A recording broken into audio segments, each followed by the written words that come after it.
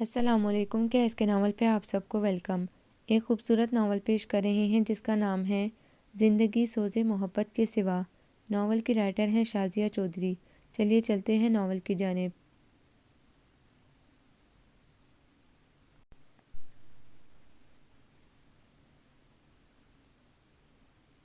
تانیہ تو جب سے خاور ولا سے آئی تھی مسلسل تجربے اور تجزیے کی زد میں تھی۔ بقول سلیم کوثر کے یہاں منظر سے پس منظر تک حیرانی ہی حیرانی دیکھنے کو مل رہی تھی اسے۔ نہ یہاں کا ماحول سمجھ میں آتا تھا اور نہ یہاں کے مکینوں کا مزاج پلے پڑتا تھا۔ عجیب پراسرار سی فضا تھی اور عجب کترائے اکھڑے اجنبی رسمی رویوں والے مکین۔ یا خدا کہاں پھنس گئی ہوں میں۔ F S C pre medical کر کے آگے میڈیکل میں اپلائی کر دیا اور خوش قسمتی سے اس کا لاہور میں فاطمہ جناح میڈیکل کالج میں ایڈمیشن ہو گیا۔ مسئلہ رہائش کا تھا۔ لاہور میں اس کے ڈیڈی کے دور کی جان پہچان کی ایک عزیزہ ساجدہ بیگم رہتی تھیں۔ پھر سوئے اتفاق کہ ساجدہ بیگم کی بہو شیری کے میکے والوں کی تانیہ کی امی سے بڑی اچھی سلام دعا تھی، لہٰذا انہوں نے خوش دلی سے اپنے ہاں ٹھہرانے پر اصرار کیا۔ کالج کے ہاسٹل میں فی الحال 2 ماہ سے قبل رہائش کے لیے کوئی کمرہ خالی نہ تھا، تو اس وقت تک کے لیے اس کی رہائش گاہ خاور ویلا قرار پائی تھی۔ یہاں آ کر شروع میں تو خوب گھبرائی، نئی جگہ، نئی طرز کا نیا ماحول، مگر پھر 2 ہفتوں میں سیٹ ہو گئی۔ کالج میں ہم مزاج دوستیں بھی مل گئیں اور اساتذہ سے بھی جھجک اور اجنبیت دور ہوتی گئی۔ البتہ خاور ولا میں وہ جتنا وقت گزارتی وہ قدرے بے سکونی اور بے چینی ہی میں کٹتا تھا۔ یہ بات نہیں تھی کہ انفرادی طور پر ان کا رویہ اس کے ساتھ اچھا نہیں تھا۔ ہر شخص نے اپنی جگہ خوب آؤ بھگت کی تھی اسے ذاتی طور پر کوئی تکلیف یا پرابلم نہیں تھی۔ جو چیز اس کے اعصاب پر کوڑے کی طرح برستی تھی وہ اہل خانہ کے سرد مہر انداز، خشک اور پرتکلف رسمی رویے اور ایک دوسرے سے بدگمانی اور کدورت کے جذبات تھے۔ ہر شخص اپنی جگہ ایک دوسرے سے بدگمان اور شوقی نظر آتا تھا اور اس بدگمانی اور تنفر کا اصل منبع یا دوسرے لفظوں میں وجہ تنازع اس گھر کے سربراہ خاور مغل کا سرد، سنگین اور سپاٹ رویہ تھا۔ ایک نظر دیکھنے میں بڑے گریسفل اور بردبار لگتے تھے، مگر ان کے چہرے سے برستا رعب، دبدبہ، سختی اور تندی ان کی شخصیت کو مقابل کے لیے بڑی ہیبت ناک، پرجلال اور درشت مزاج بنا دیتی تھی۔ ان کی آنکھوں کا سرد مہر روکھا برفیلا تاثر جیسے رگوں میں دوڑتا خون منجمد کر دینے کا باعث بن جاتا تھا۔ ان کے اس سخت گیر اور چٹان صرف مزاج کی بدولت اماں جی ساجدہ بیگم تک اپنا اصل مدعا منتہا پیش کرتے وقت گھبرا جایا کرتی تھیں۔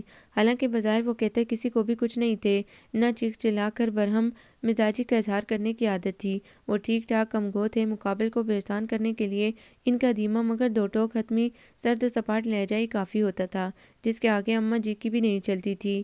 گورنس کدھر ہے؟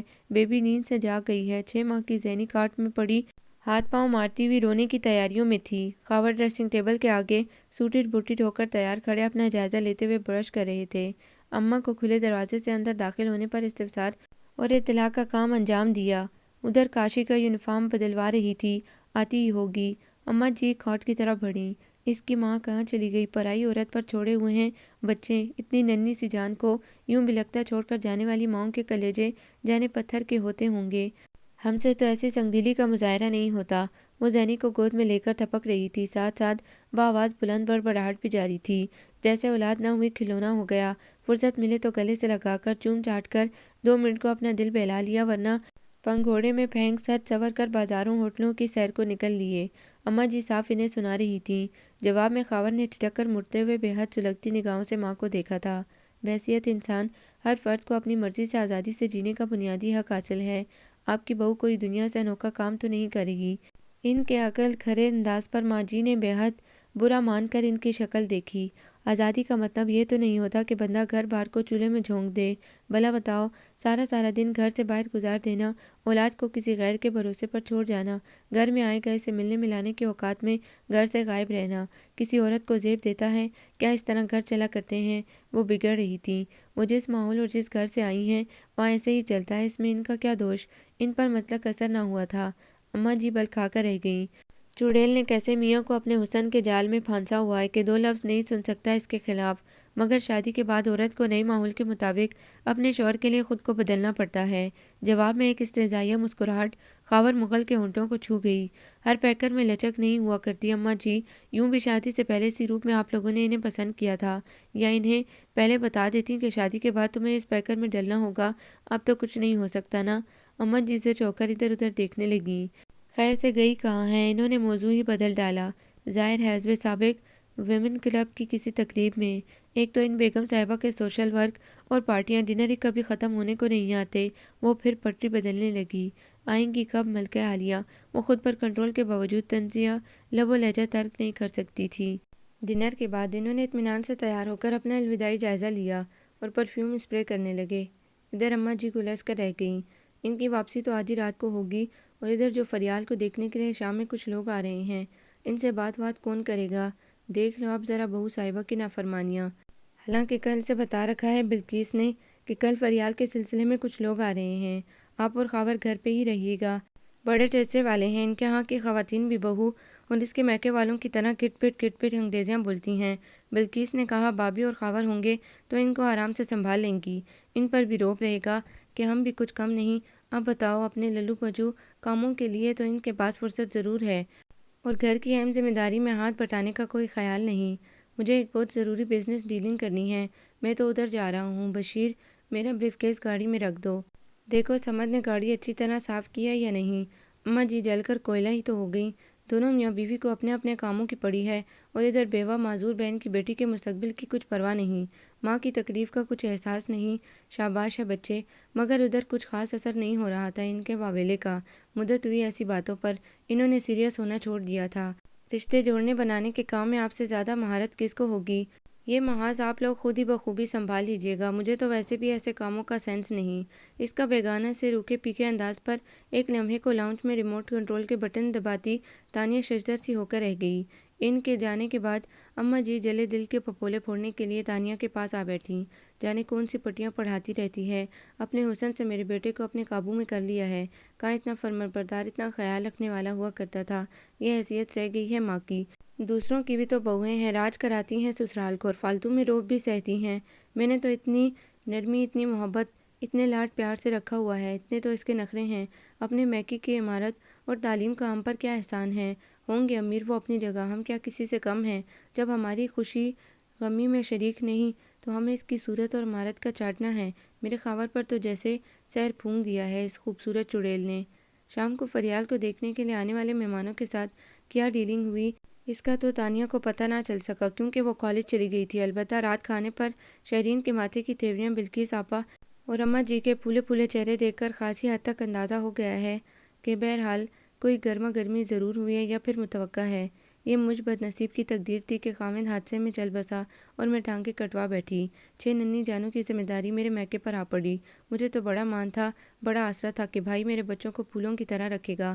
مجھ کمبخت کو کیا خبر تھی بیوی کے آ جانے کے بعد بھائی کی نظر بدل جائے گی۔ اب اس جوگی بھی نہیں ہوں کہ محنت مزدوری کر کے ہی بچوں کا پیٹ پال سکوں۔ پڑی ہوں بائی کے در پر لاوارثوں کی طرح، بچوں کا آگا پیچھا کون دیکھے گا؟ ان بد نصیبوں کا کون والی وارث ہوگا؟ سوچا تھا اب یہ فکریں بائی بانٹ لے گا۔ اللہ نے پیسہ بھی کھلا دے رکھا ہے، بادشاہوں کے محل جتنا گھر ہے جگہ مل ہی جائے گی، مگر جب دل ہی تنگ پڑ جائیں تو محلوں کو کیا کرنا؟ بلقیس آپا بڑی دلسوزی سے بغیر کسی کو مخاطب کیے کہہ رہی تھیں۔ جواب میں خاور مغل کی فراخ پیشانی پر بل پڑتے تانیہ نے صاف دیکھ لیے تھے۔ شہرین تو ناک بو چڑھا کر نہایت بے نیازی کے عالم میں دوبارہ اپنی پلیٹ پر جھک گئی تھی۔ میرے حساب سے آپ لوگوں کو یہاں کسی قسم کی کوئی تکلیف نہیں ہونی چاہیے۔ آپ کے نام سے آپ کے ذاتی اکاؤنٹ میں ہر ماہ ایک کثیر رقم جمع کرواتا ہوں۔ اس کے علاوہ آپ کے ہر بچے کا جیب خرچ باقاعدگی سے ہر ماہ انہیں مل جاتا ہے۔ آپ کے بچے شہر کے بہترین انگلش میڈیم اسکول میں زیر تعلیم ہیں۔ ان کے جوتے، کپڑے، دیگر ضروریات کے لیے علیحدہ سے رقم مختص کر کے اماں جی کے حوالے کرتا ہوں۔ اس کے علاوہ ضرورت پڑنے پر آپ میرے سیکریٹری مختار اعوان صاحب سے کسی بھی وقت جتنی چاہیں رقم نکلوا سکتی ہیں۔ گھر میں آپ سمیت آپ کے ہر بچے کے لیے علیحدہ بیڈ روم ہے۔ آپ کی آسانی کے لیے آپ لوگوں کا پورشن باقی گھر سے الگ بنایا ہوا ہے۔ آپ کی خدمت کے لیے 24 گھنٹے ملازم موجود رہتے ہیں گھر میں۔ اس کے علاوہ بھی آپ لوگوں کی چھوٹی بڑی ضرورت کا خیال رکھا جاتا ہے۔ پھر بھی آپ لوگوں کو شکوہ ہے تو میں اس سلسلے میں کیا کر سکتا ہوں؟ ان کے مدلل دو ٹوک حتمی انداز پر اماں جی بویں بلقیس آپا جز بز ہو کر رہ گئیں۔ بیٹے یہ صحیح ہے، تم نے ہر طرح سے بیوہ معذور بہن اور بوڑھی ماں کے آرام کا خیال رکھا ہوا ہے، مگر بچے، روپے پیسے اور عیش آرام کے علاوہ بھی بندے کی ہزار ضروریات ہوتی ہیں۔ ہم لوگ ترستے رہ جاتے ہیں کہ تم 2 گھڑی کو ہمارے پاس بیٹھو، مل کے ہم اپنے دکھ سکھ کی باتیں کریں، ہنسے بولیں۔ بہو نے تو خیر قسم کھائی ہوئی ہے دکھ سکھ میں شریک نہ ہونے کی، مگر تم تو ہمارے اپنے ہو، ہمیں تو یوں لگتا ہے تم ہمارے درمیان رہتے ہوئے بھی ہمارے نہیں ہو۔ جواب میں خاور مغل نے یکے بعد دیگرے بہن اور ماں پر گہری نظر ڈالی۔ اس چپ چپ سی نگاہ میں عجب تمسخر طنز اور آزردگی تھی۔ اس دور میں سب سے بڑی ضرورت جسمانی تسکین ہی ہے۔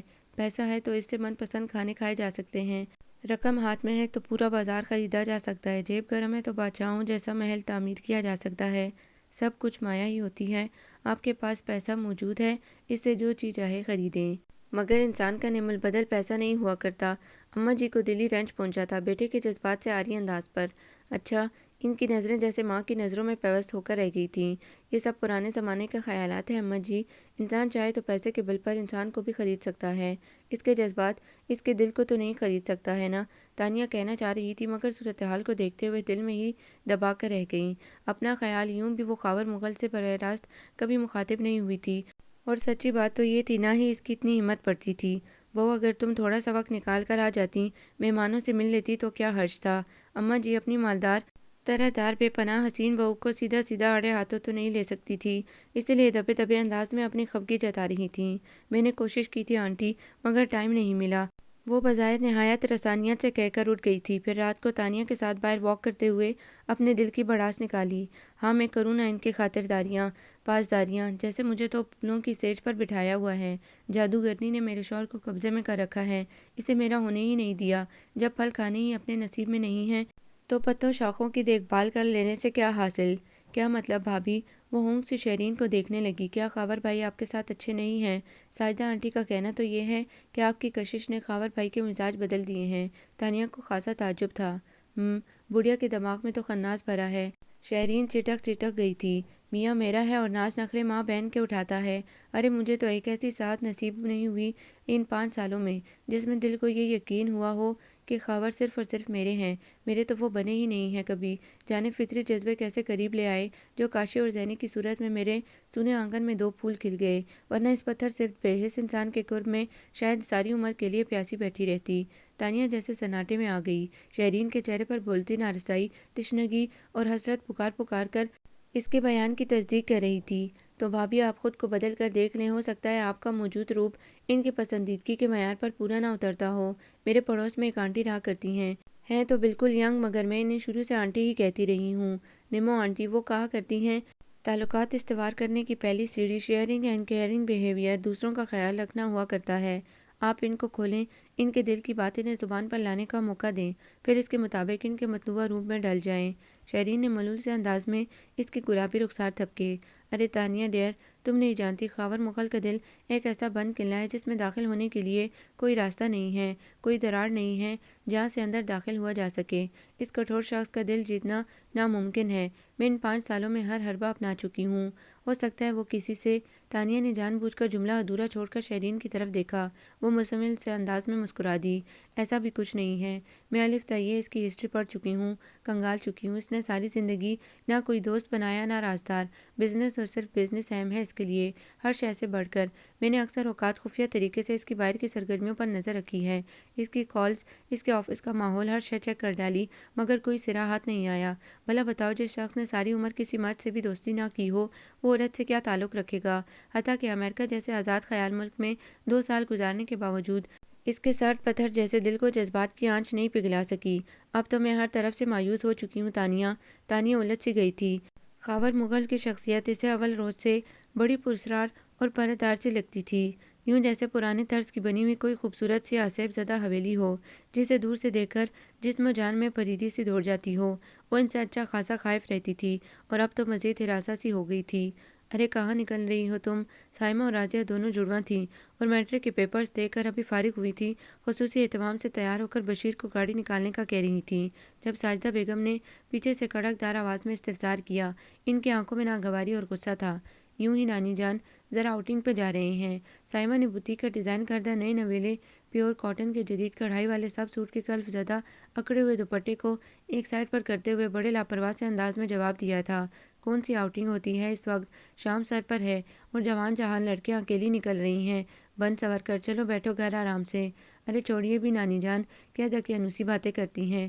راضیہ نے اپنے باب کٹ بالوں کو مرر میں دیکھنے کے بعد نانی کے کندھوں کو ہلکا سا چھوا اور پھر بڑھ کر گاڑی میں بیٹھ گئی۔ ساجدہ بیگم تل ملا کر انہیں جاتا دیکھتی رہیں۔ دیکھ لو کس قدر خود سر ہے یہ اولاد تمہاری، نہ شرم نہ حیا، دیدوں کا پانی ہی ڈل گیا ہے۔ ایک وہ لڑکا ہے اطہر، سارا سارا دن بائک اڑاتا رہتا ہے، خبر جو ہے ماموں کے پاس تجوریاں بھری ہوئی ہیں، مفت کا پیسہ ہے سو برباد کر رہے ہیں۔ بڑی فریال ہی کو دیکھ لو، نوکری کی تو شور مچا دیا کہ مجھ سے صبح شام ٹیکسیوں ویگنوں پہ دھکے نہیں کھائے جاتے، اور ماموں سے فرمائش کر کے نئی سوزوکی کار لے لی۔ اب صبح سے نکل پڑتی ہے اور شام گئے سارا پیٹرول پھونک کر نوابوں کی طرح ٹھاٹھ سے گھر واپس آتی ہیں۔ نہ کوئی پوچھنے والا ہے نہ بولنے والا۔ روک ٹوک اور پوچھ گچھ تو گھر کے مرد ہی تو کیا کرتے ہیں۔ یہاں ماموں کے پاس ٹائم نہیں ہے۔ شتر بے مہار نہیں ہوں گے تو اور کیا ہوں گے؟ میں معذور، مجھ سے کون ڈرے؟ ماموں نے کھلی چھٹی دے رکھی ہے تو بگڑیں گے نہیں تو اور کیا ہوگا؟ بلکیس آپا ماں کے واویلے پر سارا دوش بھائی کو دے رہی تھی۔ اس کے پاس تو ایک ہی جواب ہوتا ہے، روپے پیسے کی، کھانے پینے کی عیش آرام کی تنگی ہے تو مجھ سے کہیں، باقی باتوں کے لیے میں ذمہ دار نہیں ہوں۔ جانے وہ ایسا کیوں ہو گیا ہے؟ وہ تو بڑا لحاظ والا، بڑے احساس والا ہوا کرتا تھا۔ بلکیس کو بھائی کے رویوں پر سخت ملال تھا۔ تانیہ بایو کی ڈائیگرام بناتے ہوئے چپ چاپ ان کی باتیں سن رہی تھی۔ اس کے ذہن میں ہلچل سی مچی ہوئی تھی۔ ارے جانو چندا میری، جلدی سے چپ ہو جاؤ، ابھی آیا آ رہی ہے۔ ہاں ہاں کرتی ہاتھ پاؤں مارتی زینی کو دونوں ہاتھوں پر اٹھائے وہ لان میں ٹہل رہی تھی جب اندر سے خاور مغل نکل کر پورچ کی سمت بڑھتے نظر آئے۔ تانیہ نے ایک لہجے کو اپنی توجہ زینی سے ہٹا کر ان کی جانب مبذول کی۔ سلور گرے 3 پیس سوٹ میں وہ نک سک سے تیار، بڑی شان بے نیازی سے پر اعتماد مضبوط چال چلتے ہوئے سفید کرولا تک آئے تھے۔ براؤنش بلیک گھنے بالوں کا گچھا بڑے اسٹائلش انداز میں ان کی پیشانی پر پڑا ہوا تھا۔ نہ جانے کتنے دل تو اسی گچھے میں اٹک گئے ہوں گے، اس نے بے خیالی کے عالم میں سوچا تھا۔ اس کے قریب سے گزرتے ہوئے کچھ سوچ کر وہ رک گئے۔ ہیلو بیبی، کیسی ہیں آپ؟ انہوں نے رسماً پوچھ لیا۔ فائن۔ وہ ان کی موجودگی میں ہمیشہ کی طرح گھبرا کر بوکھلا سی گئی تھی۔ اسٹڈی کیسی جا رہی ہے؟ انہوں نے یوں ہی پوچھ لیا۔ بایاں ہاتھ گاڑی کا لاک کھول رہا تھا۔ ٹھیک ٹھاک۔ تانیہ کو جانے کیوں محسوس ہو رہا تھا جیسے وہ بڑے الجھے الجھے سے ہوں۔ ان کی گہری بھوری آنکھوں میں عجیب سی سرخی چھلکتی محسوس ہو رہی تھی۔ وہ اس بابت پوچھنا چاہ رہی تھی مگر اتنی ہمت کہاں سے لاتی؟ Any problem? گاڑی میں بیٹھتے ہوئے انہوں نے اسی نارمل سے انداز میں چھٹی سی نگاہ اس پر ڈال کر سوال کیا اور اس کے سر نفی میں ہلا دینے پر زن سے گاڑی نکال کر لے گئے۔ وہ زینی کو لوری دیتے ہوئے کتنی ہی دیر ان کے بارے میں سوچتی رہی، یوں ہی بے دہانی کے عالم میں ان کے رویوں کا تجزیہ کرتی رہی۔ رات کو پڑھتے پڑھتے پیاس لگی، اپنے فریج میں جھانکا، اتفاق سے دونوں بوتلیں خالی تھیں۔ وہ گلاس اٹھائے باہر آئی، لاؤنج سے گزری تو لائٹ جلتی دیکھ کر ادھر آ گئی۔ صوفے میں دھنسے منہ میں سگریٹ دبائے بظاہر تو وہ ٹی وی کی سمت متوجہ تھے مگر ذہن جانے کن بھول بھلیوں میں گم تھا۔ جسم پر قیمتی سلیپنگ گاؤن لپٹا ہوا تھا۔ لاؤنج کے فضا میں سگریٹ کی مہک کے ساتھ ساتھ ان کے مخصوص پرفیوم کی بھینی بھینی خوشبو شامل تھی۔ اس نے مڑ کر وال کلاک کی سمت دیکھا، 12:30 بج رہے تھے، باقی پورا گھر نیند کے آغوش میں تھا۔ ماں نے ان کی نظر اس پر پڑی، وہ قدرے سیدھے ہو کر بیٹھ گئے۔ تانیہ خجل سی ہو کر آگے بڑھ آئی کہ اب اس کے سوا کچھ چارہ نہیں تھا۔ آپ سوئے نہیں ابھی تک خاور بھائی؟ تھوک نکل کر ہاتھ میں پکڑے گلاس کے کناروں پر مضبوطی سے انگلیاں جماتے ہوئے اس نے انہیں مخاطب کیا۔ انداز میں جھجک تھی۔ نہیں، اس سے مختصراً جواب کوئی ہو بھی نہیں سکتا تھا۔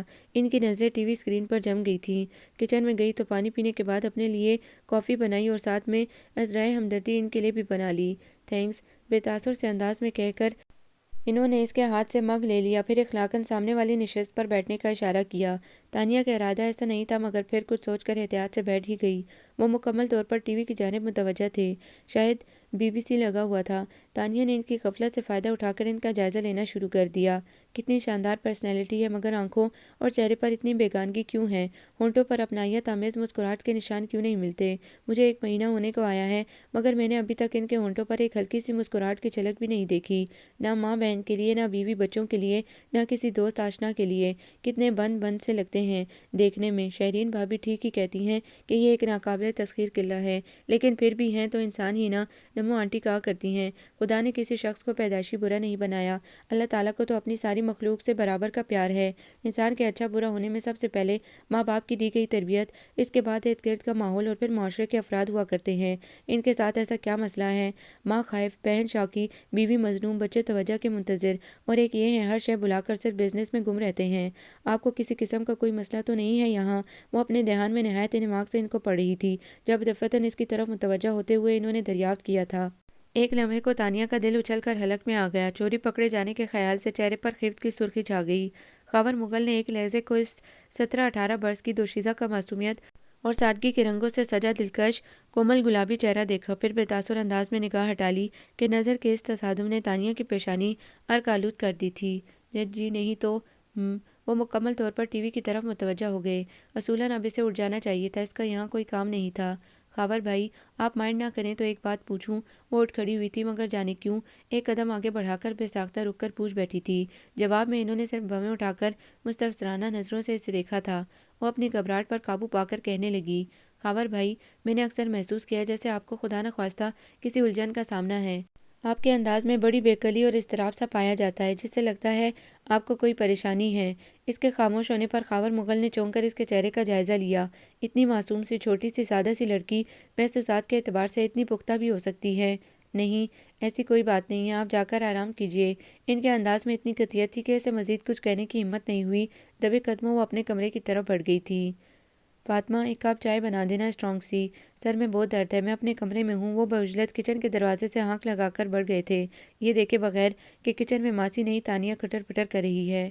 اپنے لیے دوپہر کا کھانا نکالتی تانیہ نے اپنا کام روک کر ان کے لیے چائے بنائی اور مدھم سی دستک دے کر ان کا جواب ملنے پر اندر چلی آئی۔ ارے آپ نے کیوں زحمت کی؟ وہ ٹائی ڈھیلی کیے اپنی اسی فارمل ڈریس میں اسی چیئر پر دراز تھے، انداز میں بہت تھکن اور کسل مندی نمایاں تھی۔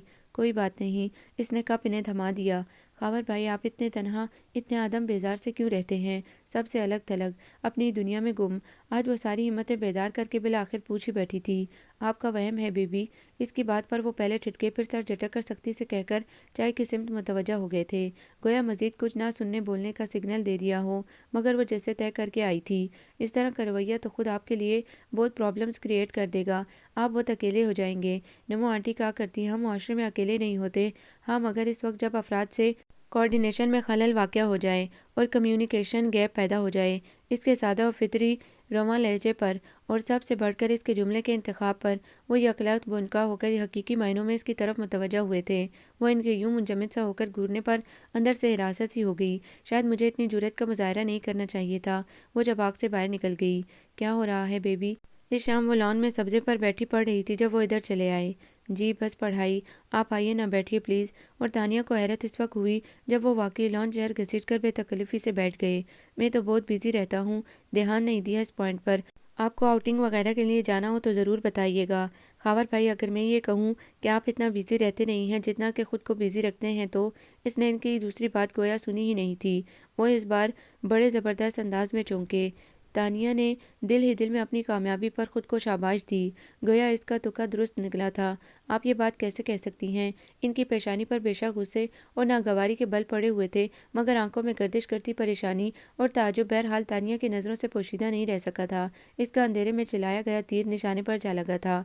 نمو آنٹی کہا کرتی ہیں جب کوئی شخص زمانے سے خائف ہوتا ہے تو بیگانگی اور غصے کا خول لپیٹ کر قلعہ بند ہو جاتا ہے۔ اس قلعے کو باہر سے دیکھنے والے اسے بڑا مضبوط اور ناقابل تسخیر سمجھتے ہیں، جبکہ جو بہادر ہمت کر کے اس کے اندر گھستا ہے وہ یہ دیکھ کر متحیر ہو جاتا ہے کہ آئینی قلعے کے اندر تو دراصل ریشم جیسی نرمی ہے۔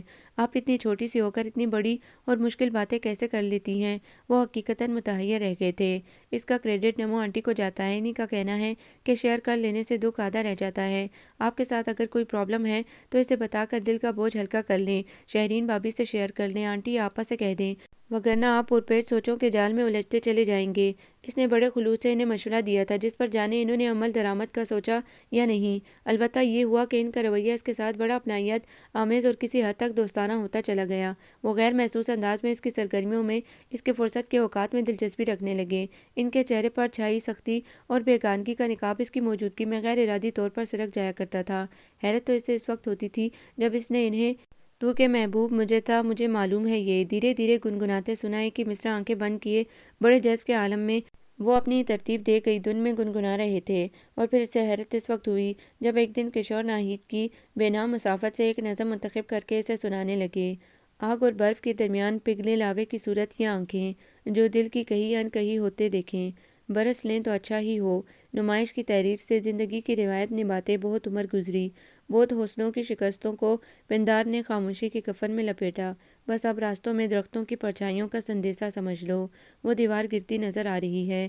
خاور بھائی آپ اور شاعری، وہ استجابیہ بولی تھی، تم تو یوں حیران ہو رہی ہو گویا شاعری مجھ جیسے بندے کے لیے شجر ممنوع کی سی حیثیت رکھتی ہے۔ وہ بے اختیار مسکرا دیے تھے اور اسی پل اندر داخل ہوتی شیرین گنگ سی رہ گئی۔ اس نے تو کبھی ان کے منجے ہوئے پتھریلے انابی ہونٹوں کے غنچوں کو شگفتگی سے کھلتے نہیں دیکھا تھا۔ بھابھی ملاحظہ کر رہی ہیں آپ اپنی نرنگی فطرت کے کمالات؟ آج خاور بھائی اپنی پسند کی شاعری سنا رہے ہیں، ثانیہ نے خوش دلی سے شہرین کو مخاطب کیا تھا۔ ہاں دیکھ رہی ہوں۔ شہرین کے انداز میں عجیب سا ٹھہراؤ تھا۔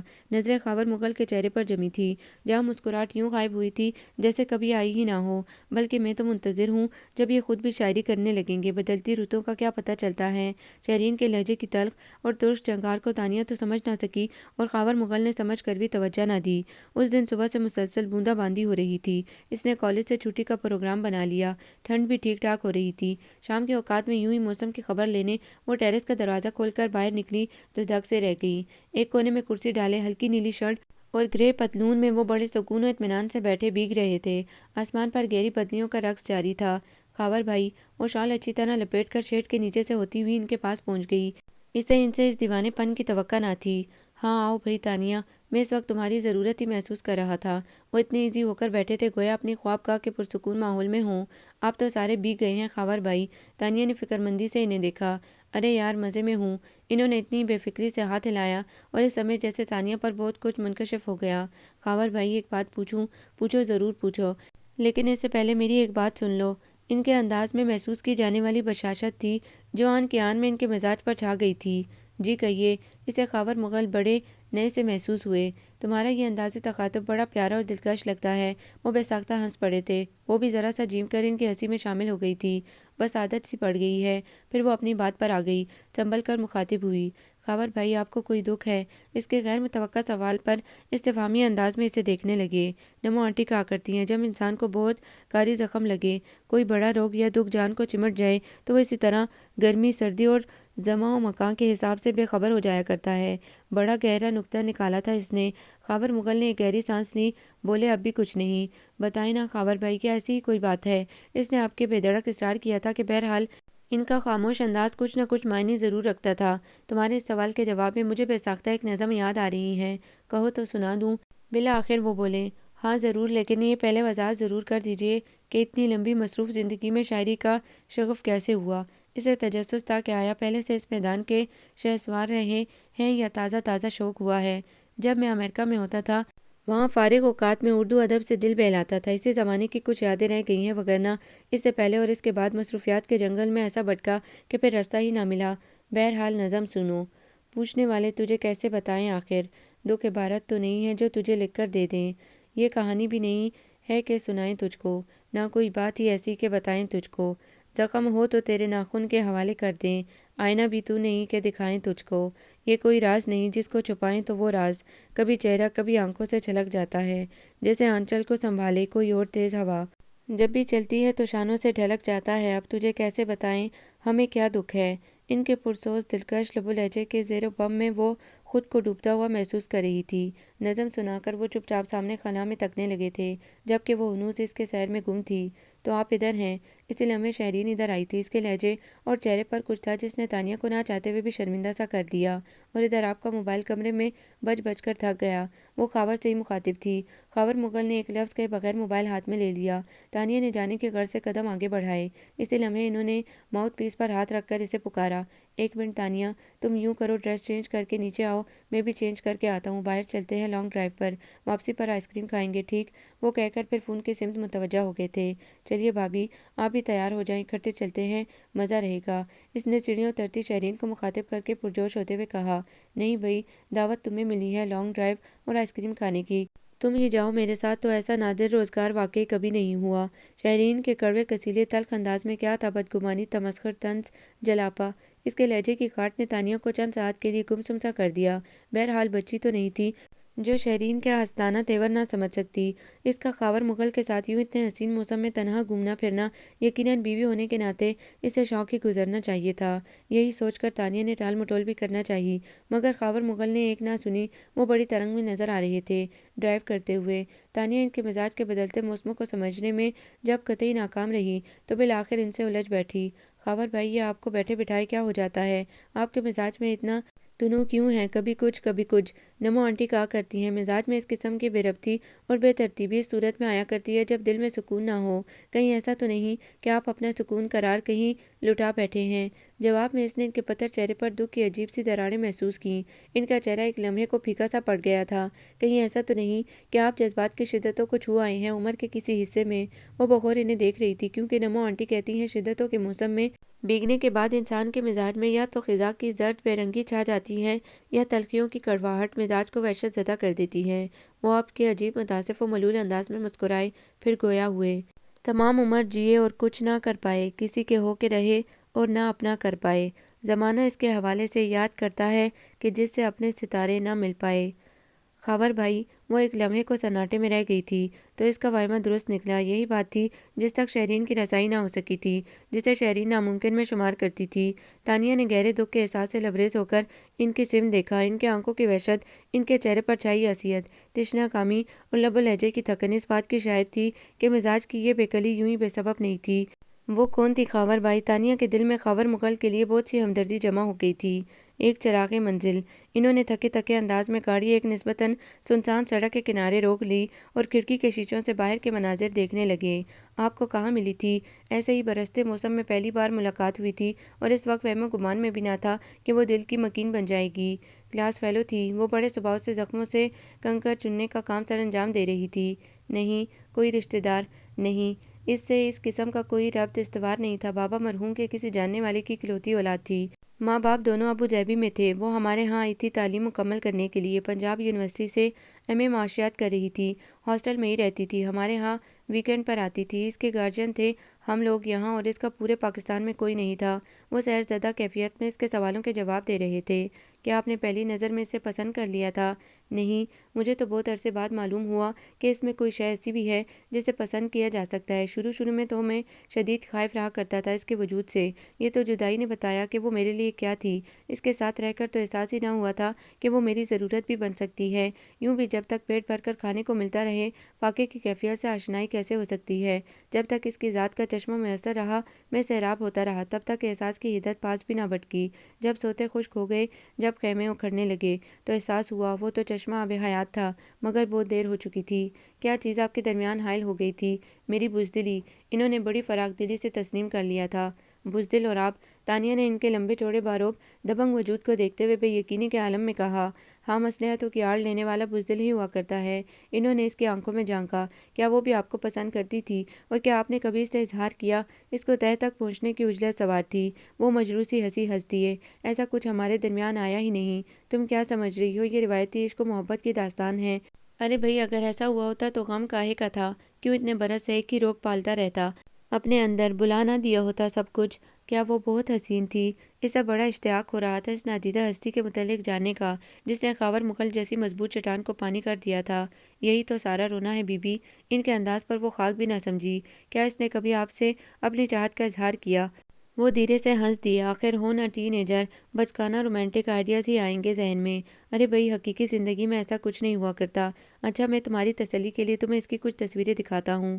میں جب امریکہ ہوتا تھا تو اس دوران اس نے بھیجی تھی۔ یہ مجھے اتنی عزیز ہیں کہ ہر دم اپنے ساتھ رکھتا ہوں۔ انہوں نے پچھلی سیٹ پر پڑا اپنا بریف کیس تھاما، لاک کھول کر اس کے ایک خفیہ خانے سے چند کاغذات نکالے اور اس کی گود میں ڈال دیے۔ تانیہ نے احتیاط سے ایک کاغذ کی تہہ کھولی۔ موتیوں کسی لکھائی میں سفید براق فر کے عین وسط میں درج تھا۔ عزیزم خاور، یہ مانتا ہوں بہت رات ہے، اندھیرا ہے، گھٹن بھی ایسی کہ جس کی کوئی مثال نہیں، مگر تم حوصلہ اور ہمت جواں رکھو۔ اب اس قدر بھی پریشانیوں سے کیا حاصل؟ کہاں کہاں تیرا رب ذوالجلال نہیں، فقط ایک خیر اندیش۔ اس نے احتجاب کے عالم میں دوسرا ورق کھولا۔ یہ کسی اور تاریخ کا تھا، مگر اسٹائل وہی تھا۔ عزیزم خاور، ہزار سانحے پردیس میں گزرتے ہیں، جو ہو سکے تو کبھی ہم سے رابطہ رکھنا، فقط ایک خیر اندیش۔ اس نے تیسرا خط کھولا۔ عزیزم خاور، شاخیں رہیں تو پھول بھی پتے بھی آئیں گے، یہ دن اگر برے ہیں تو اچھے بھی آئیں گے، فقط ایک خیر اندیش۔ پھر اس نے آخری خط بھی کھولا۔ عزیزم خاور، قیمت نہ لگا جذبہ ایثار طلب کی، ہر شے کو فقط چشم خریدار سے مت دیکھ، میں اور کہیں صاف دکھائی نہیں دوں گا، ہٹ کر مجھے آئینہ کردار سے مت دیکھ، فقط ایک خیر اندیش۔ یہ اس کا آخری خط تھا جو جانے سے پہلے وہ میرے بیڈ روم میں ٹیبل پر چھوڑ گئی تھی اور پھر کبھی پلٹ کر واپس نہیں آئی۔ وہ کون تھی خاور بھائی؟ ایسی انوکھی، ایسی ہمدرد، اتنے اعلیٰ ظرف والی؟ تانیہ نے بغیر اس سے ملے ہی اس کی تحریر کی خوشبو سے اس کے مزاج کا پتہ لگا لیا تھا۔ میں بھی آج تک ورطۂ حیرت میں ہوں کہ ستارہ شام بن کے آیا، برنگ موج سحر گیا وہ، عجیب مانوس اجنبی تھا، ہمیں تو حیران کر گیا وہ۔ اس کی ذات کا بیت پوری داستان سن کر ہی پا سکو گی۔ اسی قصہ عجائب کو سنانے کے لیے تمہیں ساتھ لایا ہوں کہ تم نے بڑے غیر محسوس انداز میں مجھے پرت در پرت کھلنے پر مجبور کر دیا ہے۔ اس گھٹن نے تو میرے اعصاب تک کو سن کر کے رکھ دیا ہے۔ میں اپنی ذات کی قید میں محصور ہو کر رہ گیا ہوں۔ ان سب لوگوں کی مصنوعی خون لگا کر زخم دکھانے کی عادت ہے، اور میں نے اپنے وجود کے اندر پڑے اتنے بڑے گھاؤ کو بے اعتنائی اور اکائی کے پیراہن میں چھپا رکھا ہے۔ اپنوں کے لگائے گئے زخموں کا مرہم بازار کی دکانوں پر دستیاب نہیں ہوتا۔ تمہیں پتہ ہے تانیہ، یہ ڈھاٹ باٹ، یہ عیش و عشرت، یہ تیش، ان سے کچھ برس پہلے تک یہ لوگ قطعی ناشنا تھے۔ انہوں نے خواب میں بھی ایسے آرام نہ دیکھے تھے۔ ہم بہت معمولی سی حیثیت کے مالک ہوا کرتے تھے۔ تم یقین کرو کہ ہمارے پورے گھر کا خرچہ، میری کل تنخواہ 5200 روپے سے چلا کرتا تھا۔ وہ انکشاف پر انکشاف کرتے چلے جا رہے تھے۔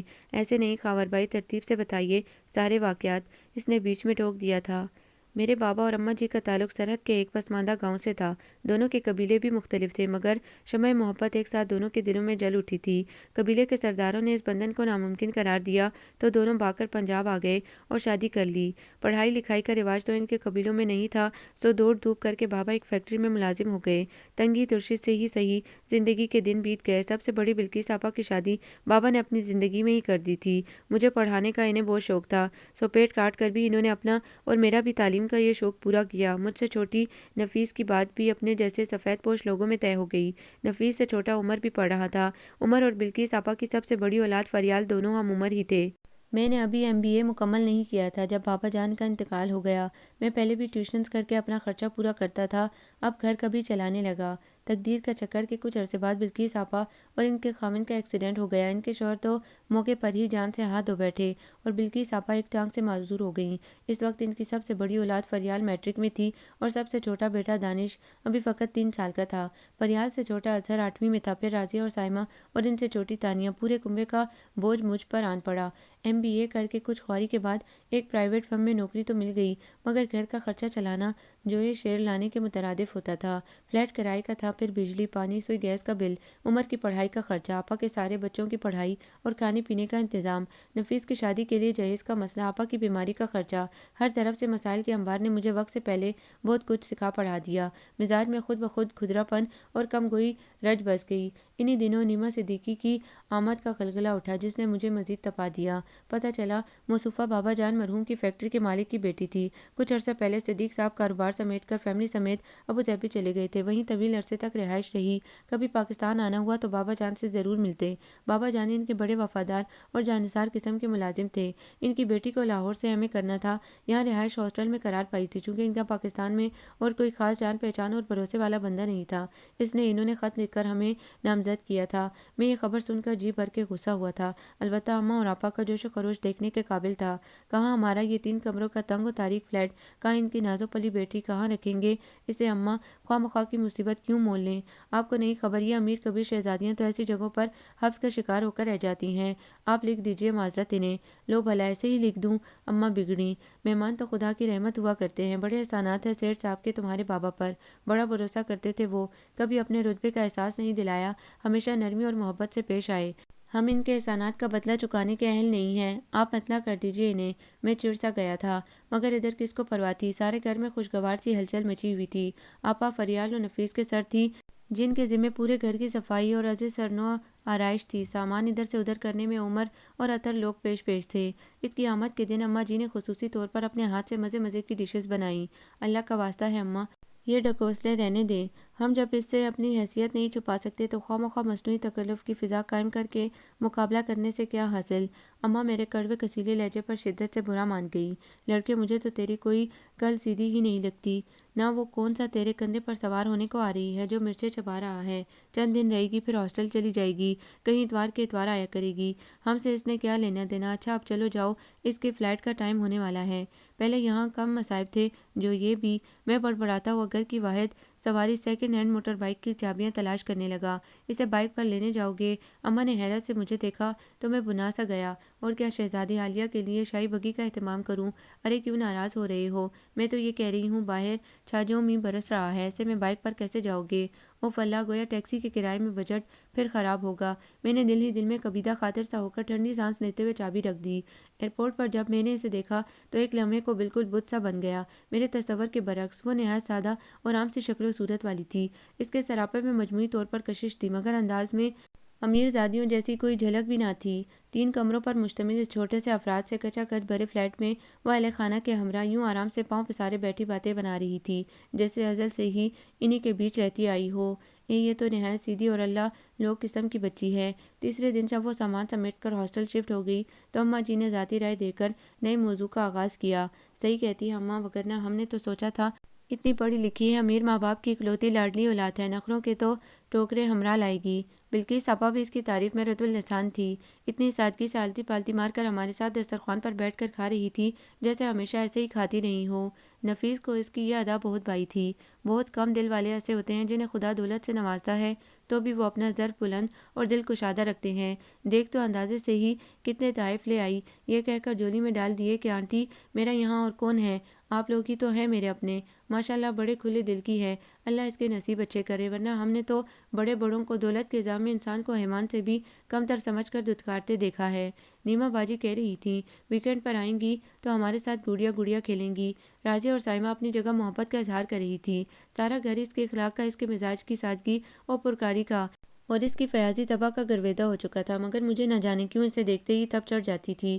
آ جاتی ہے محترمہ اپنے عمارت کا جادو جگانے۔ جب دیکھو کبھی راضیہ اور سائمہ کے فراق آ رہے ہیں، عمر اور اطہر کے لیے بیٹ بال یا شرٹس لائی جا رہی ہیں، فریال کے لیے بوتیک سے کوئی سوٹ پسند کر کے لایا جا رہا ہے، اماں اور بلقیس باجی اور نفیس کے لیے کوئی ضرورت کی چیز خریدی جا رہی ہے، دینے کا انداز ایسا ہوتا تھا کہ اگلے کو ضرور ہی تحفہ لیتے ہی بن پڑتی۔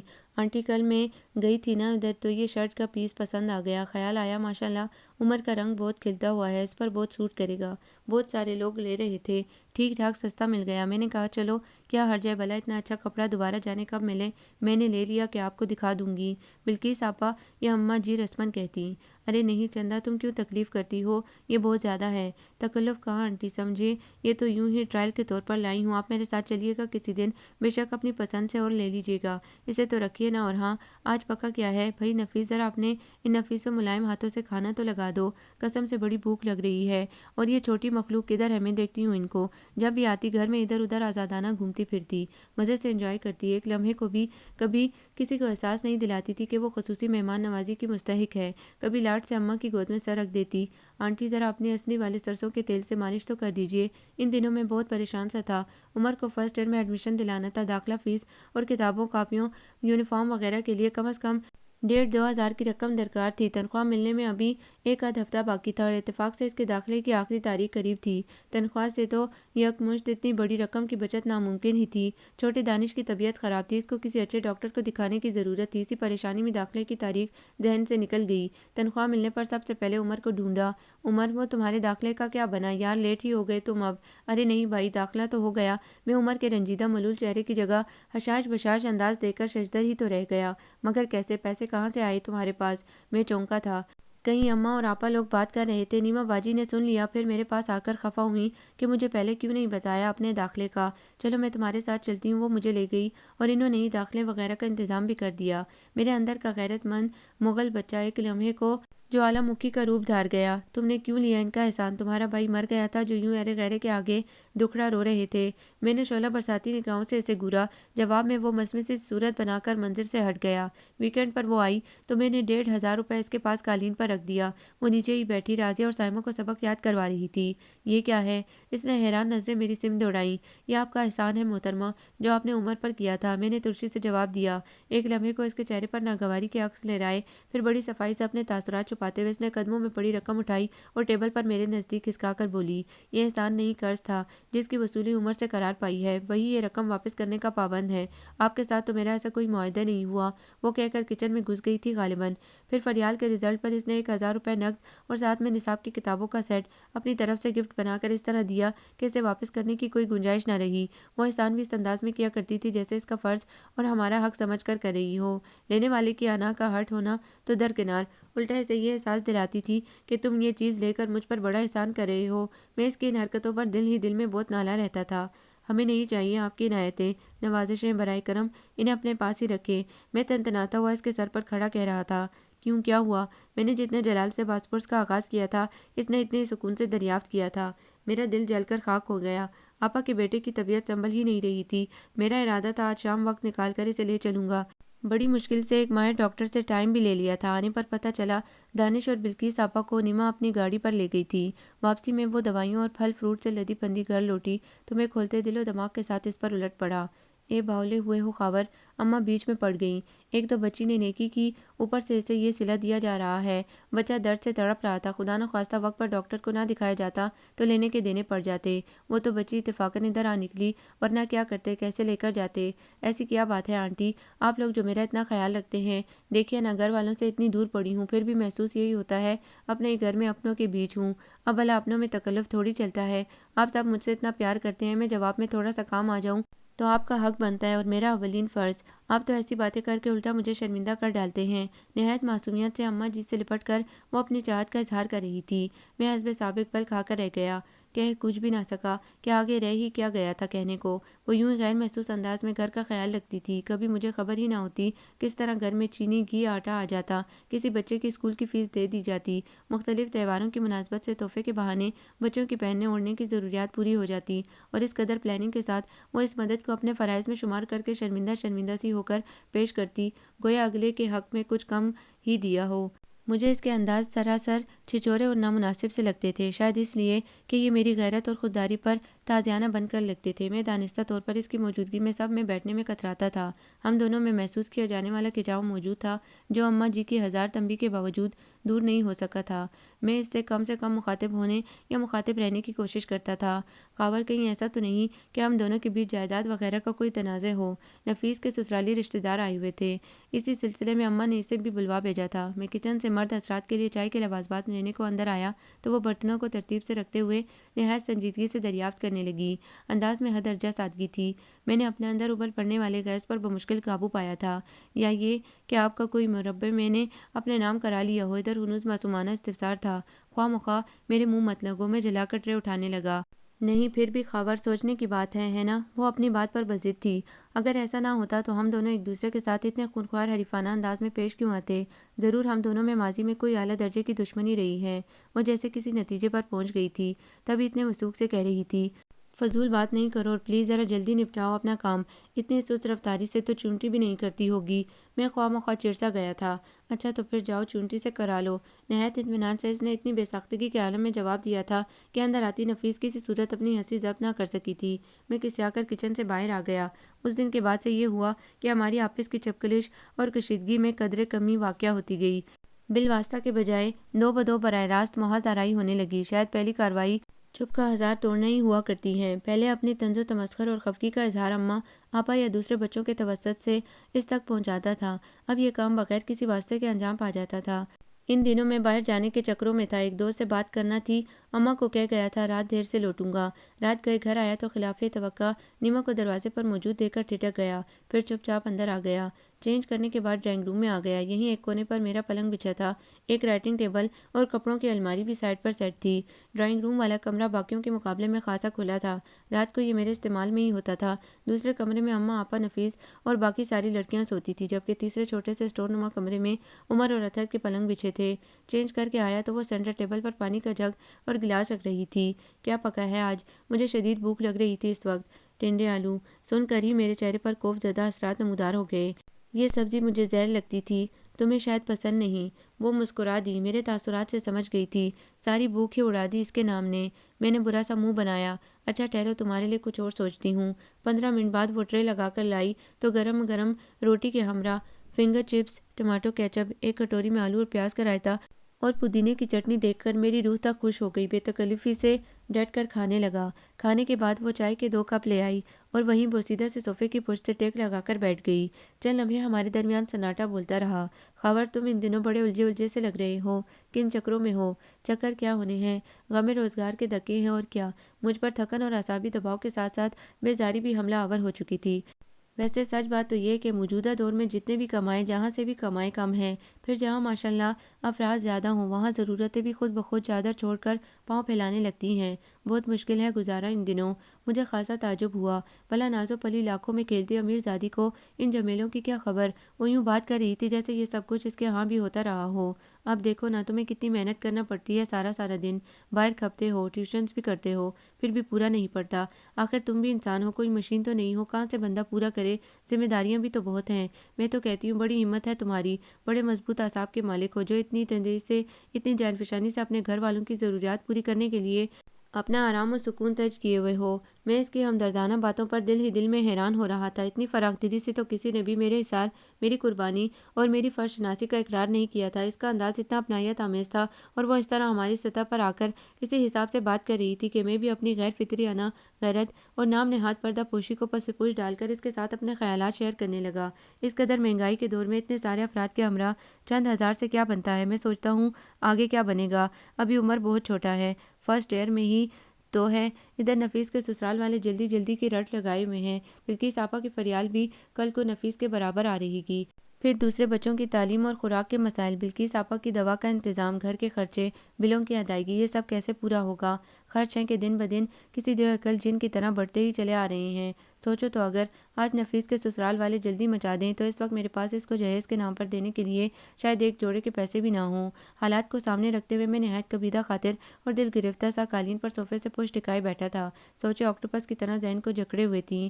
ہاں تم صحیح کہہ رہے ہو، ضرور ایسا ہی ہوگا۔ تنخواہ کی رقم سے بچت کا سوال تو چیل کے گھونسلے میں مانس ڈھونڈنے والی بات کے مترادف ہوگا۔ اس نے بڑے صباؤ سے میری بات کی تائید کی تھی، پھر ٹھوڑی پر ہاتھ رکھ کر کچھ سوچنے لگی۔ خاور، کافی دیر بعد اس نے پکارا۔ اس کے لہجے اور نظروں میں کوئی خیال تحریر تھا۔ میں نے سگریٹ کا کش لیتے ہوئے نیم دلی سے محض اس کی سمت دیکھنے پر اکتفا کیا۔ ایسا نہیں ہو سکتا کہ تم کسی طرح باہر چلے جاؤ، جیسے لندن، امریکہ وغیرہ؟ میں کافی دیر تک اس کی سمت دیکھتے رہنے کے بعد بالآخر مسکرایا۔ تمہارے ذہن میں آنے والا یہ آئیڈیا کچھ عرصہ پہلے ہی میرے دماغ میں آ چکا ہے۔ میں بھی اسی سوچ میں ہوں، بلکہ ان دنوں انہی کوششوں میں لگا ہوا ہوں۔ اگر 2-4 سال بھی باہر لگاؤں تو بہت سے چھوٹے بڑے مسائل نبٹ جائیں گے۔ آنٹی سے بات ہوئی اس سلسلے میں؟ نہیں، براہ راست تو نہیں، البتہ ایک بار یوں ہی دبے دبے انداز میں تذکرہ کیا تھا، مگر اماں سخت خائف ہیں، وہ باہر بھجوانے کے لیے راضی نہیں ہیں۔ ظاہر سی بات ہے، ماں کا دل ہے نا، اولاد کو اتنی دور آنکھوں سے پرے کرنے کا حوصلہ کیسے کریں گی؟ اس کے لہجے میں اماں کے لیے بڑی محبت اور لگاوٹ تھی۔ اماں کو تو بنک بھی پڑ گئی تو وہ واویلا مچا دیں گی، اور میں انہیں دکھی کر کے باہر جانے کا سوچ بھی نہیں سکتا۔ اس سلسلے میں تم فکر نہیں کرو، میں آنٹی کو سمجھا دوں گی کہ اولاد کے بہتر مستقبل کے لیے والدین کو قربانی دینا ہی پڑتی ہے۔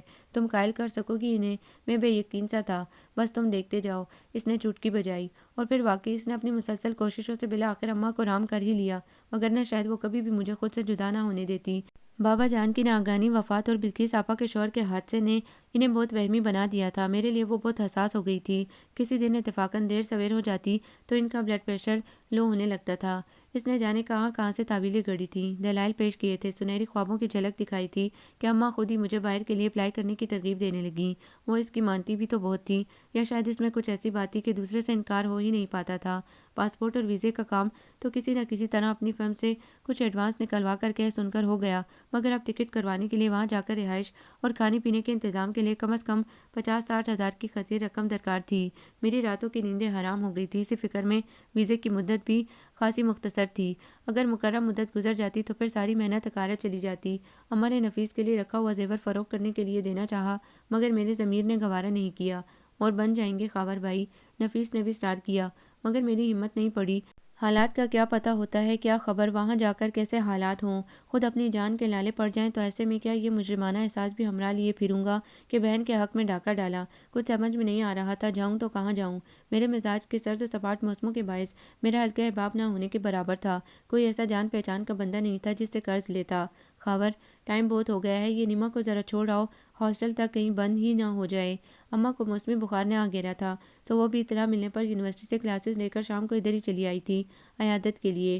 تم پہلے ہی تھکے ہوئے آئے ہو، بہت تکلیف کرنا پڑ رہی ہے تمہیں۔ بائک پر سنبھل کر ذرا فاصلے سے بیٹھتے ہوئے اس نے اپنے مخصوص ہمدردانہ انداز میں کہا۔ نہیں کوئی بات نہیں، میں نے مروتاً کہا۔ کچھ ہوا بندوبست؟ پھر ویزا ختم ہونے کی ڈیٹ تو نزدیک آ گئی ہے۔ اس کی پرتشویش آواز پر میں نے گہری سانس لی۔ دوڑ دھوپ تو کی ہے اچھی خاصی، مگر کیا کیا جائے، پیسے کی ہوس میں سب پاگل ہو رہے ہیں۔ جس کے پاس نہیں ہے وہ تو دوڑ ہی رہا ہے، جس کے پاس ہیں وہ علماً مزید کا ورد کرتا محروم سے بھی آگے دوڑ رہا ہے۔ آفس میں کچھ لوگوں سے سلام دعا ہے، کچھ بابا کے جاننے والے ہیں، مل ملا کر شاید 20-22 ہزار ہاتھ لگ جاتے، مگر اس سے بھی کیا بنے گا، یہ تو نصف بھی نہیں ہے مطلوبہ رقم کے۔ میرے اعصاب پر بہت زیادہ بوجھ پڑا ہوا تھا۔ یہ تو ہے، وہ سوچ میں گم تھی۔ حالات کو سامنے رکھتے ہوئے تو لگتا ہے شاید جانے کا پروگرام چوپٹ ہی ہو جائے۔ ارے نہیں بھئی، میرے شکستہ مطمئن لہجے پر وہ دھک سی رہ گئی۔ اتنی تگ و دو سے تو امریکہ کا ویزا لگا ہے، ورنہ تو لوگوں کی عمریں گزر جاتی ہیں ایمبیسی کے چکر لگا لگا کر۔ خوش قسمتی ہے تمہاری جو اتنی جلدی تمہارا کام ہو گیا۔ ہمت کیوں ہار رہے ہو خاور؟ تو پھر کیا کروں؟ میں نے نیند کے لیے ترستی ہوئی آنکھوں کو مسلتے ہوئے تلخی سے دریافت کیا۔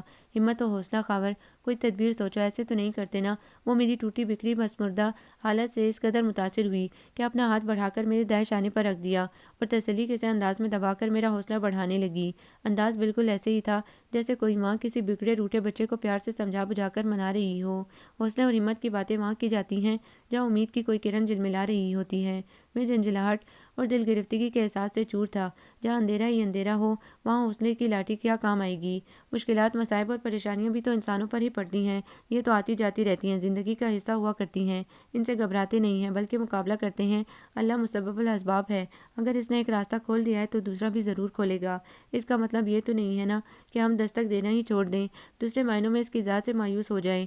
وہ تسلی کے سے انداز میں دھیرے دھیرے میرا کندھا تھپکتی رسانیت سے بول رہی تھی۔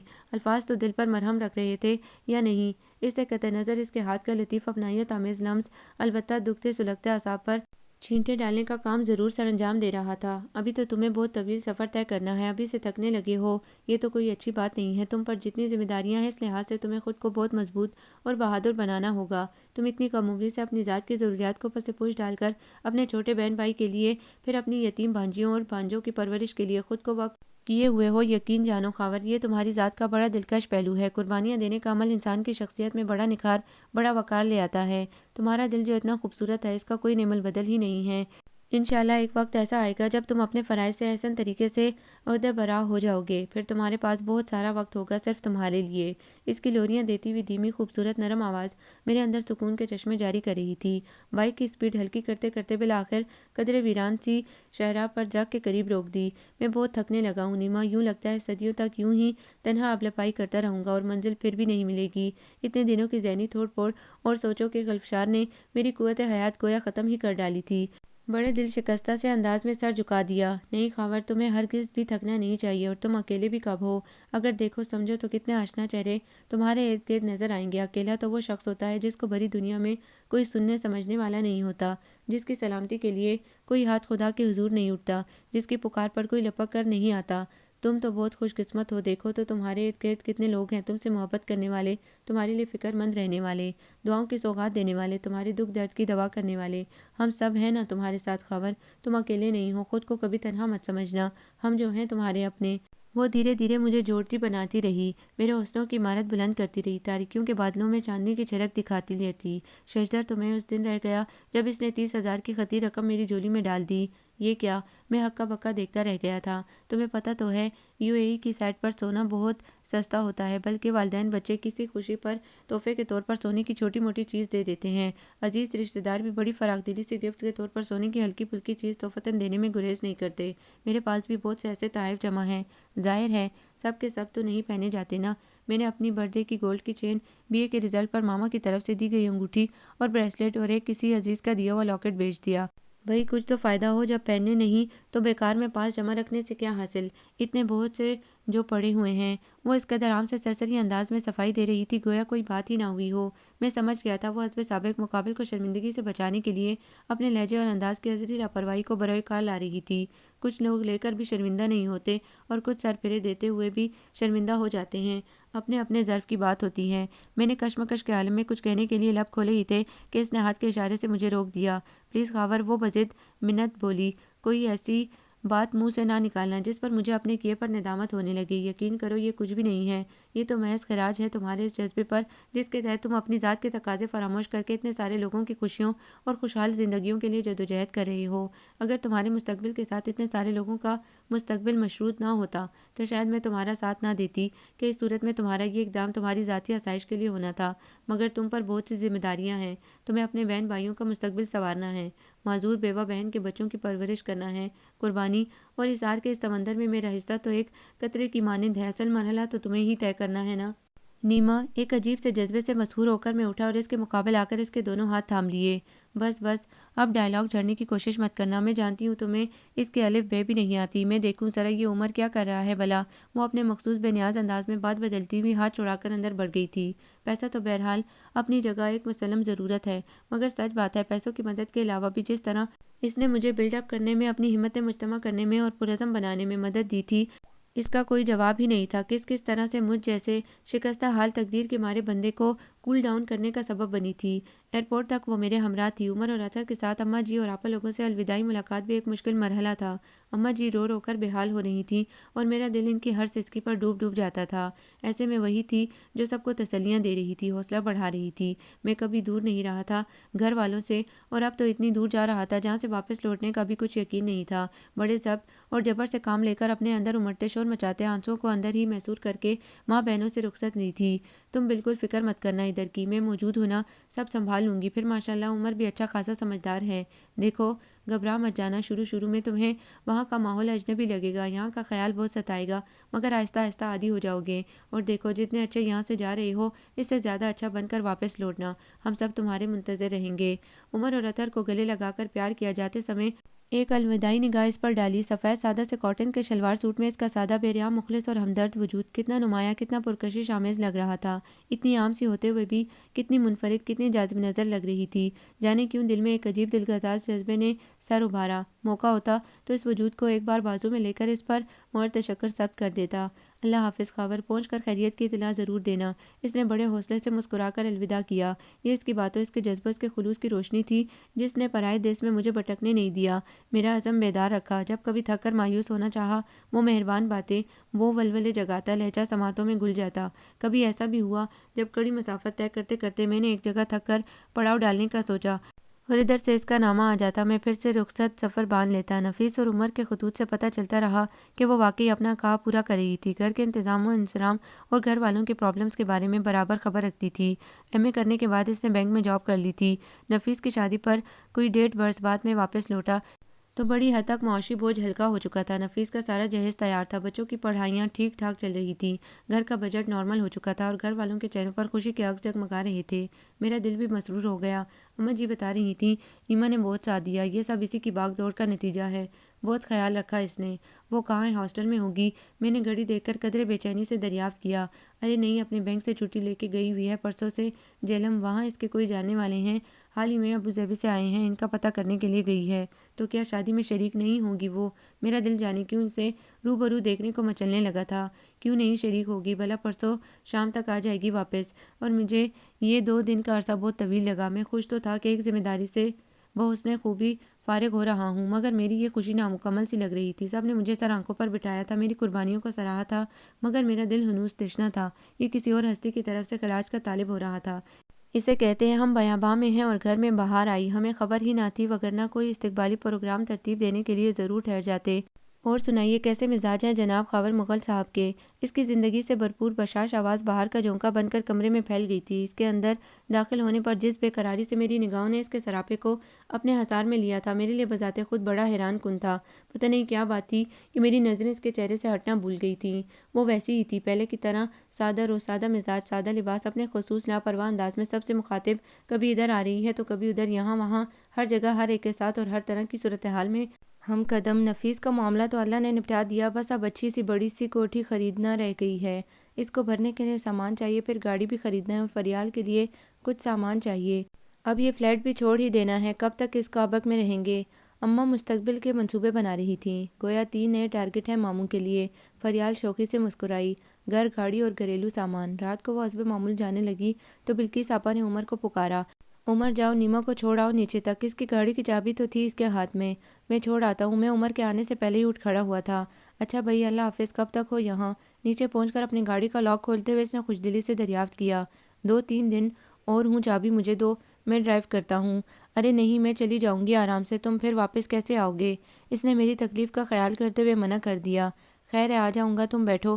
میں چابی لے کر گاڑی سٹارٹ کر چکا تھا۔ اگلی بار آؤ گے تو انشاءاللہ العزیز اپنی کرولا کا دروازہ کھول کر شان سے مجھے بیٹھنے کی آفر کرو گے۔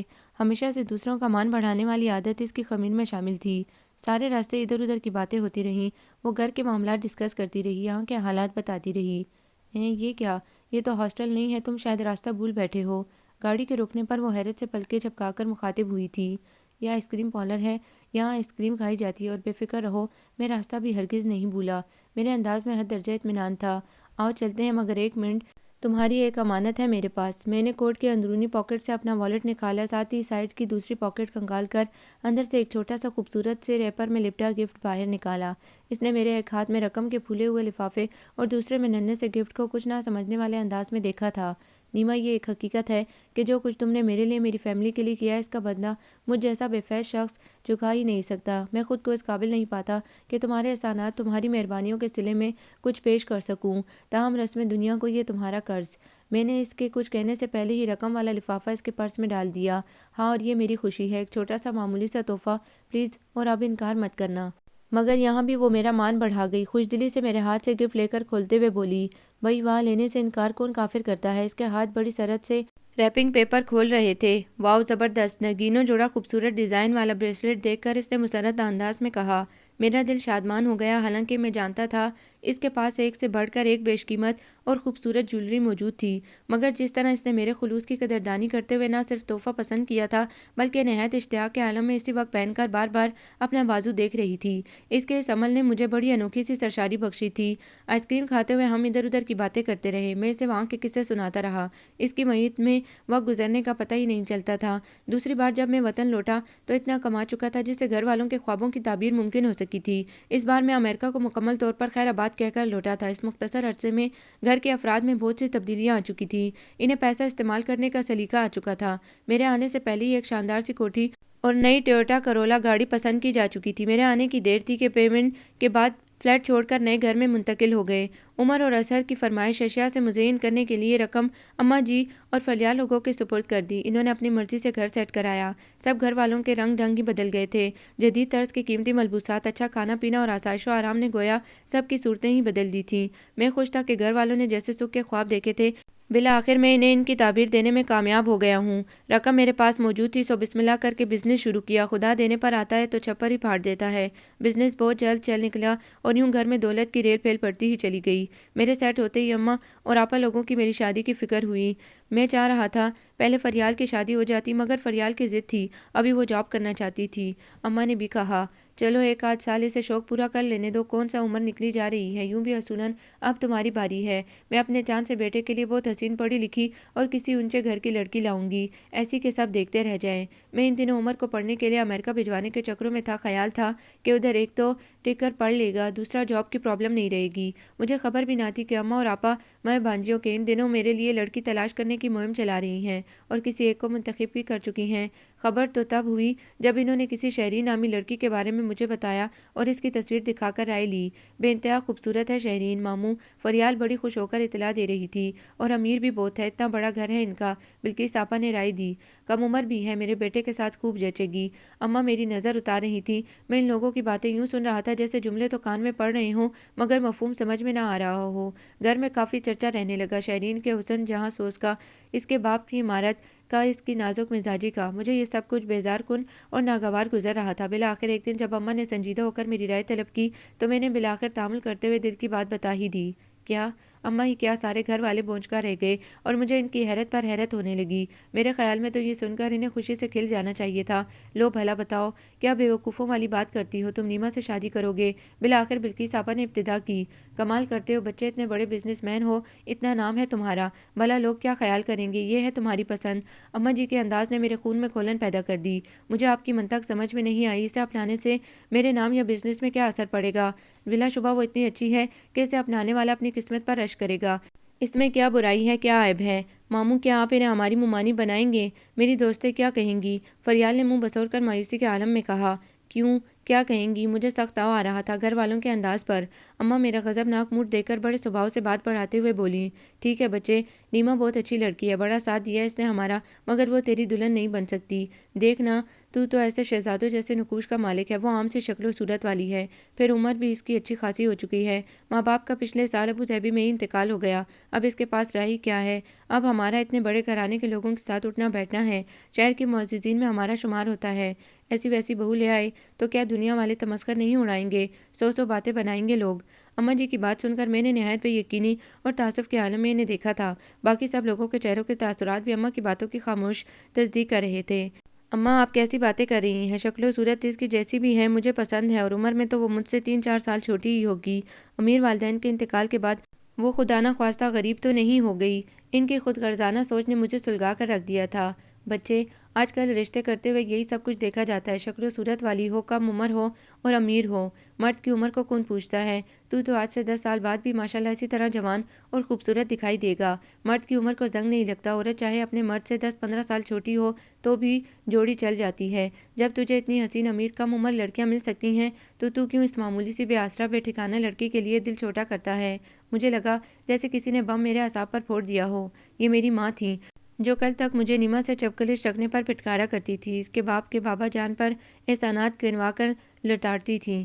کل تک جس لڑکی کے اعلیٰ ظرفی، فراخ دلی اور محبت کرنے والی فطرت کے گن گا گا کر جیا کرتی تھی، آج وہ ان کی نظروں میں معمولی اور بے آسرا لڑکی بن گئی تھی۔ یا خدا، یہ دولت اس طرح بھی ذہنوں کی کایا پلٹ سکتی ہے۔ میں سکتے کے عالم میں بیٹھا ہوا تھا۔ اگر آپ کا حافظہ آپ کا ساتھ دیتا ہے تو ذرا یاد کیجیے اس معمولی لڑکی نے ہمارے گھر کے لیے کیا کیا کچھ نہیں کیا۔ آج ہم جو کچھ ہیں اسی کی قربانیوں اور اثار پسند طبیعت کے باعث ہیں۔ ذرا یاد کیجیے یہی معمولی لڑکی جب آپ کے گھر کے حسرت زدہ ماحول میں آ کر اجنبیت کا احساس مٹا دیا کرتی تھی، جو تحائف کے نام سے گھر بھر کے کپڑے اور کھانے پینے کا اہتمام کرتی تھی، جو آپ کی اولاد کی فیسیں اور کاپیاں کتابیں دے کر ان کی مدد کیا کرتی تھی، جو بغیر احسان جتلائے آپ کے گھر کے بجٹ کو پورا کر دیا کرتی تھی، جو آپا کے علاج کے لیے مہنگی سے مہنگی دوائیاں خرید کر لاتی تھی، کوئی بیمار پڑتا تھا تو خود اپنی گاڑی پر اپنے پلے سے خرچہ کرتی تھی، جو اتنے امیر باپ کی بیٹی ہونے کے باوجود آپ کے گھر کی روکھی سوکھی من و سلوا سمجھ کر کھایا کرتی تھی، جس نے ایسے کڑے وقت میں مالی امداد کی جب میں ہر طرف سے مایوس ہو چکا تھا، جس کی رقم سے میں اس قابل ہو سکا کہ باہر جا کر آپ لوگوں کو اس قسم کے ڈانٹ کر آؤں۔ غم و غصے سے میرا چہرہ سرخ پڑتا جا رہا تھا۔ تو کیا ہوا؟ تم نے واپس تو کر دی ہے اس کی رقم، رکھ تو نہیں لی نا ہم نے؟ آپا کی بے حسی پر میرا دل کڑ کر رہ گیا۔ بات رقم کی نہیں ہوتی ہے آپا، میں نے بمشکل تمام اپنا اشتعال ضبط کیا تھا۔ ایسی 1000 رقمیں بھی میں اسے واپس کر دوں تب بھی اس کے احسانات کا بدلہ نہیں اتارا جا سکتا۔ مالی مدد کا بدل ہو سکتا ہے مگر جذباتی مدد کا کوئی بدل نہیں ہوا کرتا۔ اس کے جذبوں کے خلوص، محبت اور اس کی بیش قیمت ہمدردیوں کو سامنے رکھا جائے تو ہمارے گھر کے ایک ایک فرد کا بال بال اس کے قرضے میں جکڑا محسوس ہوگا۔ تو ہم نے بھی تو اس کے لیے کچھ کم نہیں کیا، یہ تھوڑا ہے؟ ہم نے اسے اپنے گھر میں پناہ دی، ماں باپ سے اتنی دور تھی، ہم نے اس کی عزت کی حفاظت کی، اس کو اتنی محبت دی، وہ رشتوں کی ترسی ہوئی تھی، بھلا اور کسی کے ہاں اسے اتنا آرام، اتنا پیار ملنا تھا؟ اماں کے بے حسی اور خود غرضی کے لبادے میں لپٹے جملوں نے میرے اندر آگ سی دہکا دی۔ اب کیا ان کے احسان کے بدلے میں ہم آپ کی زندگی تباہ کر دیں؟ فریال نے بھی بڑا پن دکھاتے ہوئے لب کشائی کی تھی۔ تم چپ رہو اور جا کر اپنا کام کرو۔ میں نے شاید زندگی میں پہلی بار اس کے ساتھ اس طرح گھرا کر بات کی تھی۔ وہ ماموں کے مشتعل ہونے پر خائف سا ہو کر اندر چلی گئی۔ ہاں تو صحیح تو ہے، بھلا شادی کوئی گڈے گڈی کا کھیل تو نہیں ہوتا نا کہ جیسے بھی چلاؤ نبھ جائے گی۔ یہ بات واضح ہے کہ نیما تمہارے ساتھ کسی لحاظ سے سوٹ نہیں کرتی، اور تمہارے ساتھ تمہارے اسٹینڈرڈ اور اسٹیٹس کے مطابق کوئی خوبصورت سی امیر زادی ہی سجے گی۔ آپا کو اپنی بیٹی کی بے عزتی پسند نہیں آئی تھی، سو چی بچبی ہو کر بول پڑی تھی۔ زندگی مجھے گزارنا ہے اور میں یہ جان چکا ہوں کہ میرے ساتھ نیما کے علاوہ اور کسی بھی قسم کی، کسی بھی طبقے کی اور کوئی زہرہ جبی نہیں چل سکتی۔ نہ صرف میرے ساتھ بلکہ آپ لوگوں کے ساتھ بھی کسی بڑے گھر کی نخریلی حسینہ کا گزارا نہیں ہوگا۔ نیما تو ہر لحاظ سے فٹ ہے یہاں، ہم کر لیں گے بھیا گزارا۔ آپا چمک کر بولی، ہمیں تو بس شیرین جیسی خوبصورت اور نازک سی بھابھی چاہیے۔ تم دیکھ تو لو اسے، ایک بار ملو تو صحیح، اتنی خوبصورت اور کم عمر ہے وہ کہ… اماں مجھے لچا رہی تھی، میں بے بسی سے سر پکڑ کر رہ گیا۔ اماں آپ کیوں نہیں سمجھتی؟ کیوں آپ کی آنکھوں پر امارت اور حسن کی پٹی پڑ گئی ہے؟ جس قسم کا بندہ ہوں اس لحاظ سے میں نیما جیسے مزاج کی حامل لڑکی کے ساتھ ہی ایڈجسٹ ہو سکتا ہوں۔ وہ مجھے سمجھتی ہے اچھی طرح، میرے خیالات کا پرتو ہے، نہ مجھے حسن کی طلب ہے نہ عمارت کی۔ اللہ کا دیا بہت کچھ ہے، مجھے اپنے مزاج کے موسموں کا ساتھی چاہیے اور وہ صرف نیما ہی ہو سکتی ہے۔ میرے حتمی انداز نے اماں کو بھڑکا دیا، مگر ہم ایسی معمولی صورت شکل والی لڑکی کو بہو نہیں بنا سکتے، آخر 4 بندوں میں ہمیں بھی منہ دکھانا ہے۔ شہرین تمہیں نہیں پسند تو کوئی اور دیکھ لیتے ہیں، مگر وہ نیما کسی صورت بھی نہیں ہو سکتی۔ غضب خدا کا، سارے جاننے والے لان تان کریں گے کہ بہو ملی تو ایسی گری پڑی لاوارث، ہم سے دوسروں کی باتیں نہیں سنی جاتی۔ ہمارے بھی کچھ ارمان ہیں، آخر تمہیں ماں بہنوں کو ناراض کر کے اپنی پسند کی دلہن لانا ہے تو پھر ٹھیک ہے، ہمیں چھوڑ آؤ دوبارہ اسی فلیٹ میں، وہاں رہ لیں گے، تم یہاں اپنی دل کی ملکہ کے ہمراہ ہی خوش رہنا اور ہم سے کسی قسم کا تعلق نہ رکھنا۔ ماں کا سرد محل انداز مجھے اندر سے باہر تک بے بسی کی آگ میں جھلسا گیا۔ اسی لمحے کوئی اندر داخل ہوا، یہ نما تھی، دھواں دھواں چہرہ، لڑکھڑاتی ہوئی چال، بے احسان انداز۔ وہ اندر داخل ہو کر گرنے کے سے انداز میں قریب پڑے صوفے پر بیٹھ گئی تھی۔ میں نے بغور اس کے لرزتے کانپتے وجود کو دیکھا اور جیسے میرے قدموں تلے سے زمین نکل گئی۔ مجھے عجیب سا احساس تو ہوا تھا جیسے کوئی دروازے کے پردے کے پیچھے کھڑا ہو کافی دیر سے، مگر پھر اماں سے بحث و مباحثے اور گرما گرمی میں دوبارہ دھیان نہیں گیا تو کیا اس نے ساری باتیں سن لی ہیں؟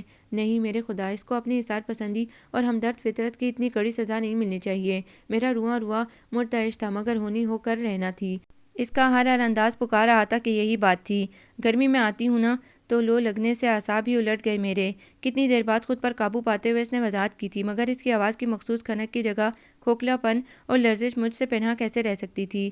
جب سے نئے گھر میں شفٹنگ ہوئی تھی، گھر والوں کی اس کے ساتھ پذیرائی کی وہ پہلے والی گرم جوشی اور والہانہ انداز نہیں رہے تھے۔ وہ بھی شاید محسوس کر چکی تھی، اس لیے بہت کم آتی تھی۔ حسب معمول وہ ادھر ادھر کی باتیں کرتی، خود کو مصروف اور بے خبر ظاہر کرتی رہی، مگر اس کے روئیں روئیں سے پھوٹتی بے چینی اور اضطراب کی موجیں بغور دیکھنے پر واضح طور پر محسوس کی جا سکتی تھیں۔ اچھا آنٹی اب چلتی ہوں۔ تھوڑی دیر بعد وہ بیگ اٹھاتی اٹھ کھڑی ہوئی۔ بیٹھ جاتی تھوڑی دیر، اماں نے رسماً کہا۔ ان کے انداز میں بڑا ٹھنڈا پن اور بے مہری تھی، مگر اس نے نہایت تحمل اور اعلیٰ درجے کی فراخ دلی کا ثبوت دیتے ہوئے اسے نظر انداز کر دیا۔ ضرور رک جاتی آنٹی، لیکن کچھ کام ہے مجھے۔ دراصل ان دنوں میں اپنی جیلم ٹرانسفر کرانے کے چکروں میں ہوں، وہاں کچھ جان پہچان کے عزیز موجود ہیں، دعا کیجیے گا میرا کام ہو جائے۔ پھر وہ میری طرف پلٹی تھی۔ اور ہاں بھائی جناب خاور مغل، آپ شادیانے کب بجوا رہے ہیں؟ ذرا جلدی جلدی کر ڈالیے یہ کام تاکہ ہم بھی جاتے جاتے آپ کی خوشیوں میں شریک ہو جائیں۔ میں نے سر اٹھا کر گہری نظروں سے اس کی سمت دیکھا، وہی بے لوث بے ریا مسکراہٹ، آنکھوں میں کمال درجے کا ضبط۔ میں کچھ کہنا چاہتا تھا، اسے روکنا چاہتا تھا، اس کے پیچھے آ کر ساری حقیقت منکشف کرنا چاہتا تھا، مگر کسی نادیدہ طاقت نے میرے قدموں کو زمین میں گاڑ دیا تھا۔ وہ چلی گئی اور میں اسے دروازے تک چھوڑنے کی ہمت بھی اپنے اندر پیدا نہ کر سکا۔ کتنا بے توقیر کر دیا تھا اماں اور آپا لوگوں کے خیالات نے اسے، کس طرح اس کی عزت نفس کو رون ڈالا تھا، اس کی انا، اس کی خودداری پر کس طرح تازیانہ لگایا تھا، اسے خود اپنی نظروں میں کتنا گرا دیا تھا۔ میں پوری طرح محسوس کر سکتا تھا، وہ جو سب کو جوڑنے والی تھی، مرہم رکھنے والی تھی، جو ہمدم و ہمراز اور چارہ گر دمساز تھی سب کی، کس بے دردی سے اس کے خلوص، اس کے اصرار کا مذاق اڑایا گیا تھا۔ ان زہریلی کٹور باتوں کے ڈنگ کس طرح اس کی روح کو زخمی کر رہے ہوں گے۔ بے چینی، اضطراب اور دکھ کی لامتناہی چادر نے میرے پورے وجود کو لپیٹ میں لے رکھا تھا۔ محض 2 ہفتے بعد وہ رخت سفر باندھے تیار تھی۔ میں اس عرصے میں ہتھیار ڈال چکا تھا۔ ارادہ تھا کہ تمہاری شادی تک رک جاؤں، مگر ٹرانسفر آرڈر زیادہ ہی جلدی آ گئے۔ بہرحال میری طرف سے بھی بہت سارا خوش ہو لینا۔ جاتے سمے وہ الوداعی ملاقات کے لیے آئی تو سب سے مل کر بڑے بشاش سے انداز میں مجھے چھیڑا تھا۔ مکینوں کی دلوں کی کدورتوں اور بدگمانیوں سے آشنا ہوتے ہوئے بھی ان سے اتنی لگاوٹ اور اتنے خلوص سے ملنا بڑے دل گردے والے لوگوں کا کام ہوا کرتا ہے۔ اماں جی، آپ لوگوں کے ہاں مجھے جو پیار، محبت اور احساس تحفظ ملا، میں اس کا کوئی بدلہ نہیں دے سکتی آپ کو۔ آپ لوگوں کا بہت شکریہ کہ اتنا عرصہ مجھے غریب الوطنی کا اور بے آسرا ہونے کا احساس تک نہیں ہونے دیا۔ میں آپ سب لوگوں کو بہت مس کروں گی۔ مجھ سے اگر نادانستگی میں کوئی گستاخی سرزد ہو گئی ہو تو چھوٹی سمجھ کر معاف کر دیجیے گا۔ سب سے مل کر وہ ہوا کے جھونکے کی مانند خاور ولا سے نکل گئی اور جیسے میری زندگی سے بھی خوشی اور سکون کی برکھا ہمیشہ کے لیے رخصت ہو گئی۔ جانے سے پہلے اس نے پورے گھر کا ایک چکر لگایا تھا۔ میں کمرے میں آیا تو کھو دینے کا ہولناک احساس میری رگ رگ میں انگارے دوڑا رہا تھا۔ یوں ہی ساتھ ٹیبل پر رکھے سفید لفافے پر نظر پڑی، کھولا۔ عزیزم خاور، قیمت نہ لگا جذبہ ایثار طلب کی، ہر شے کو فقط چشم خریدار سے مت دیکھ، میں اور کہیں صاف دکھائی نہیں دوں گا، ہٹ کر مجھے آئینہ کردار سے مت دیکھ، تمہاری خیر اندیش۔ وہ کب کے خاموش ہو چکے تھے، مگر تانیہ ہنوز جیسے کسی طلسم کے زیر اثر خود کو اسی ماحول میں جذب پا رہی تھی۔ اسے یوں لگ رہا تھا جیسے یہ سب کچھ اس کی آنکھوں کے سامنے فلم کی طرح گزرا ہو۔ وہ خود کو اس کہانی کا ایک کردار سمجھتے ہوئے شکست اور ریگ کے ان جذبات کو مکمل طور پر محسوس کر رہی تھی۔ پھر اس نے گہری سانس لے کر سر جھٹکا، خاور مغل کی طرف دیکھا۔ ایک لمحے کو اس کا دل بند ہوتے ہوتے رہ گیا۔ ان کے چہرے اور آنکھوں میں کیا تھا، تانیہ سے زیادہ دیر تک دیکھا نہیں گیا۔ ملال، حسرت، تشنہ کامی، تعصب، دل گرفتگی اور شکستہ پائی کی دھول نے ان کے چہرے کے سارے رنگ نچوڑ لیے تھے۔ ان کی سرخ وحشت زدہ آنکھوں میں ویرانیوں کے سائے رقصاں تھے۔ اس سمے وہ اتنے ٹوٹے پھوٹے، اتنے شکستہ نظر آ رہے تھے کہ تانیہ کا دل شدت غم سے بیٹھنے لگا۔ تو یہ تھا سارا قصہ بیبی، اب تم جان ہی چکی ہوگی کہ میں ان لوگوں کے ساتھ اپنے رویوں میں کس حد تک حق بجانب ہوں، اور دیکھ لو ان کو ان کی ہوس زر اور ظاہری آن بان نے کتنا بے سکون کر کے رکھ دیا ہے۔ اب مجھ سے شوقی کیوں ہوتے ہیں؟ بھگتیں اب اپنا بھگتان۔ انہوں نے خود اپنے لیے یہ سامان پیدا کیا ہے، اپنے جال میں پھنس چکے ہیں۔ اب وہ جذبات مجھ سے طلب کرتے ہیں جنہیں عرصہ ہوا خود اپنے ہاتھوں سے اپنی خود غرضی کی بھینٹ چڑھا چکے ہیں۔ میرے اندر کیا باقی رہا ہے ان کو دینے کے لیے؟ دل کے سارے خزانے تو لوٹ لیے، جذبات کے سارے الاؤ بجھا دیے۔ اب میں اندر باہر سے برف کے تودے کی صورت اختیار کر چکا ہوں۔ کوئی چیز اب مجھے نہیں پگھلاتی، نہ آنسو، نہ آہیں، نہ جذبے، نہ خلوص۔ مجھے خود اپنے آپ سے محروم کر ڈالا ہے ان لوگوں نے۔ ان کی آنکھوں کی وحشتیں بول رہی تھیں، آؤ بیبی گھر چلتے ہیں۔ پھر وہ اپنے آپ میں لوٹتے ہوئے اسٹیئرنگ وہیل کی جانب متوجہ ہوئے۔ سارا راستہ دونوں گمسم سے بیٹھے رہے۔ گاڑی سے اترتے ہوئے پہلے اس کی نظر سیڑھیوں کے پاس کھڑی شہرین کی جانب گئی، پھر بے اختیار کلائی پر بندی گھڑی پر جا ٹھہری اور وہ اندر ہی اندر شرمندہ ہو کر رہ گئی۔ رات کے تقریباً 11:30 ہو رہے تھے۔ خاور مغل تو چابی ہاتھ میں جلاتے آگے بڑھ گئے۔ وہ دھیرے دھیرے قدم بڑھاتی کچھ ہچکچا کر شہرین کے پاس سر جھکا کر مجرمانہ انداز میں کھڑی ہو گئی۔ سوری بھابھی، کچھ زیادہ ہی دیر ہو گئی۔ دیر تمہیں نہیں مجھے ہوئی ہے جو تمہارا کھیل نہیں سمجھ سکی۔ میں تمہیں بہت معصوم اور سادہ مزاج کی لڑکی خیال کرتی تھی۔ خبردار شہرین، مزید ایک لفظ مت کہیے گا۔ کسی کی بے غرضی کو یوں سر عام نیلام نہیں کرتے۔ وہ اسی لمحے پلٹ آئے تھے۔ تانیہ کا جی چاہا زمین پھٹے اور وہ اس میں سما جائے۔ دوسروں کا تو آپ کو بہت خیال ہے، جس کا رکھنا چاہیے اس پر تو کبھی ایک لمحہ رک کر تفصیلی نظر ڈالنے کی بھی زحمت نہیں کی۔ شہرین کے سلگتے انداز اس کی اندرونی کیفیت کے غماز تھے۔ خیال وہاں رکھا جاتا ہے جہاں دل رکھے جاتے ہیں، مان رکھے جاتے ہیں، اور یہ کوئی جادو کا کھیل نہیں ہوتا کہ چھڑی گھمانے سے مطلوب سامنے آ جائے۔ اس کے لیے بڑی تپسیا کاٹنی پڑتی ہے۔ بہرحال آپ کی تسلی کے لیے بتا دوں کہ یہ وہ نہیں ہے جس سے آپ کو خائف ہونا چاہیے۔ وہ کہہ کر رکے نہیں تھے، تیز تیز قدموں سے اندر بڑھ گئے تھے، اور اسی لمحے تانیہ بھی فیصلہ کر چکی تھی وہ اس گھٹن زدہ بدگمان فضا میں زیادہ دیر نہیں رہ سکے گی۔ ڈیڈی پر زور دے کر وہ اپنا ٹرانسفر لاہور سے پنڈی میڈیکل کالج میں کروا سکتی تھی۔ وہ جہلم سے ویسے بھی بہت نزدیک پڑتا تھا۔ جا رہی ہو بیبی تم بھی؟ جاتے سمے وہ ان کو وش کرنے آئی تو انہوں نے تھکے تھکے انداز میں دھیمے سے مسکرا کر کہا۔ وہ سوچنے لگی کیا جواب دے۔ چلو تمہاری مرضی، لیکن یہ یاد رکھنا ہم تمہیں دوبارہ ضرور یہاں لائیں گے، اور بہت جلد لائیں گے۔ انہوں نے ہلکے سے اس کے سر پر ہاتھ رکھتے ہوئے اسے ہلایا تھا۔ اس وقت تو وہ ان کی بات کو مفہوم نہیں سمجھی، البتہ جب 3-4 ماہ بعد وہ لوگ عمر کا پروپوزل اس کے لیے لے کر آئے تب ان کی بات کا اصل مفہوم سمجھ میں آیا۔ عمر امریکہ سے آ چکا تھا اسٹڈیز کمپلیٹ کر کے، اور اب بزنس میں بائی کا ہاتھ بٹا رہا تھا۔ روبرو تو تانیہ کی اس سے ملاقات نہیں ہوئی تھی، البتہ البم میں اس کی تازہ ترین تصاویر بغور ملاحظہ کی تھی۔ دیکھنے میں وہ خاور مغل ہی کی طرح دلکش، نقوش اور بھرپور سراپے کا مالک تھا، مگر اصل چیز تو بندے کا مزاج اور عادات ہوا کرتی ہیں۔ اس ضمن میں خاور مغل نے اس کی تسلی کروا دی، فکر نہیں کرو، میں اپنے بھائی کو جانتا ہوں، بڑا سادہ مزاج، مخلص اور رشتوں کا احترام کرنے والا شخص ہے۔ اس کے ساتھ تمہارے جیسی نیک طور اتوار کی لڑکی ہی سوٹ کر سکتی ہے۔ ابتدائی بات چیت کے بعد جب تم مجھ پر کھل گئی تھی، اسی لمحے میں نے سوچ لیا تھا کہ میں عمر کو اپنی طرح زندگی کی تنہا کر دینے والی بھیڑ میں گم نہیں ہونے دوں گا، چاہے مجھے اس کے لیے اسٹینڈ ہی کیوں نہ لینا پڑے۔ مگر اتفاق دیکھو کہ ایسی نوبت ہی نہیں آئی۔ مجھ سے پہلے ہی اماں اور آپا لوگوں نے عمر کے لیے تمہارا نام لے لیا۔ وقت نے، حالات نے انہیں بہت کچھ سکھا دیا ہے۔ اب انہیں کوٹھے کرے کی پہچان ہو چکی ہے۔ میرے معاملے میں تو دیر سے ہوئی، لیکن سر شکر کہ عمر کے معاملے میں دیر نہیں ہوئی۔ کوئی ایک دریچہ باقی ہے جہاں سے تازہ ہوا اندر آ سکتی ہے۔ بیبی تمہیں وہاں قدم جمانے کے لیے محنت تو ٹھیک ٹھاک کرنا پڑے گی کہ بدگمانیوں کو دورتوں اور رنجش کا کوڑا سمیٹنے میں کچھ وقت تو لگتا ہے، لیکن میں جانتا ہوں تم نے ایک بار قدم جما لیے تو پھر ایک نہ ایک دن ضرور کامیاب ہو جاؤ گی، بشرط یہ کہ کوشش جاری رکھو، راہ کی مشکلات سے نپٹنے کا ارادہ ٹھان لو۔ تانیہ نے دھیرے سے سر اٹھا کر ان کے چہرے کی جانب دیکھا، پھر مضبوط لہجے میں بولی، میں مشکلات سے نہیں گھبراتی خاور بھائی۔ نمو آنٹی کہا کرتی ہیں، اگر آپ کے اندر عزم زندہ ہے، چلنے کا حوصلہ موجود ہے تو پھر ہم سفری کے لیے کہیں دور ٹمٹماتے ایک مٹی کے دیے کی لو کسی مہربان یاد کے جگنو ہی بہت کافی ہوا کرتے ہیں۔ کسی کا خیال، کسی کی یاد بھی تو بہترین ہم سفر ہوا کرتی ہے۔ پھر میرے ساتھ تو آپ جیسی شفیق اور مہربان ہستی کی آشرواد شامل ہے۔ بھئی یہ تمہاری نمو آنٹی کیا چیز ہیں جو تمہیں وہاں لاہور میں بھی اتنے فاصلے کے باوجود نہیں بھولتی؟ کبھی ملواؤ نا ہمیں بھی ان سے۔ اب تو سچ مجھ بڑا اشتیاق ہوتا جا رہا ہے، جنہوں نے اتنی سی بچی کو اتنا شعور بخش دیا ہے۔ ہاں ضرور ملواؤں گی، بلکہ ہاتھ کنگن کو آرسی کیا، ابھی چلے چلتے ہیں، یہ ساتھ میں 2 گھر چھوڑ کر تو ان کا بنگلہ ہے۔ وہ وفور شوق میں یوں ہی ہمراہ ہو لیے۔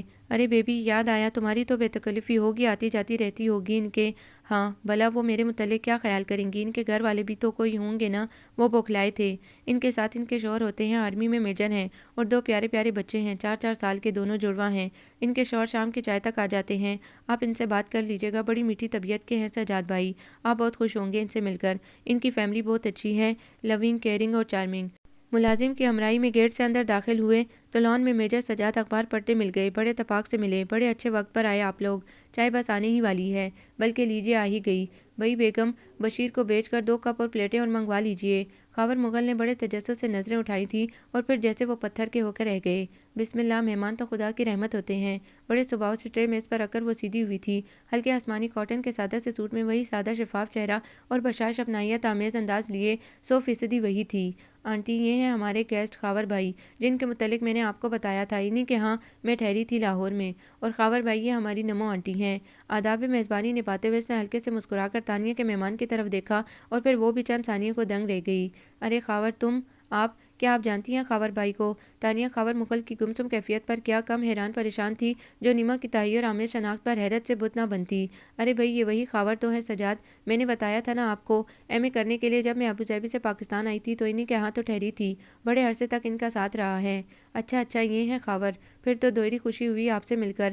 نیما اکثر ذکر کیا کرتی ہیں آپ لوگوں کا کہ آپ کی فیملی نے ان کا بہت خیال رکھا۔ میجر سجاد بیوی کی خوشی پر اس سے زیادہ مسرت کا اظہار کر رہے تھے۔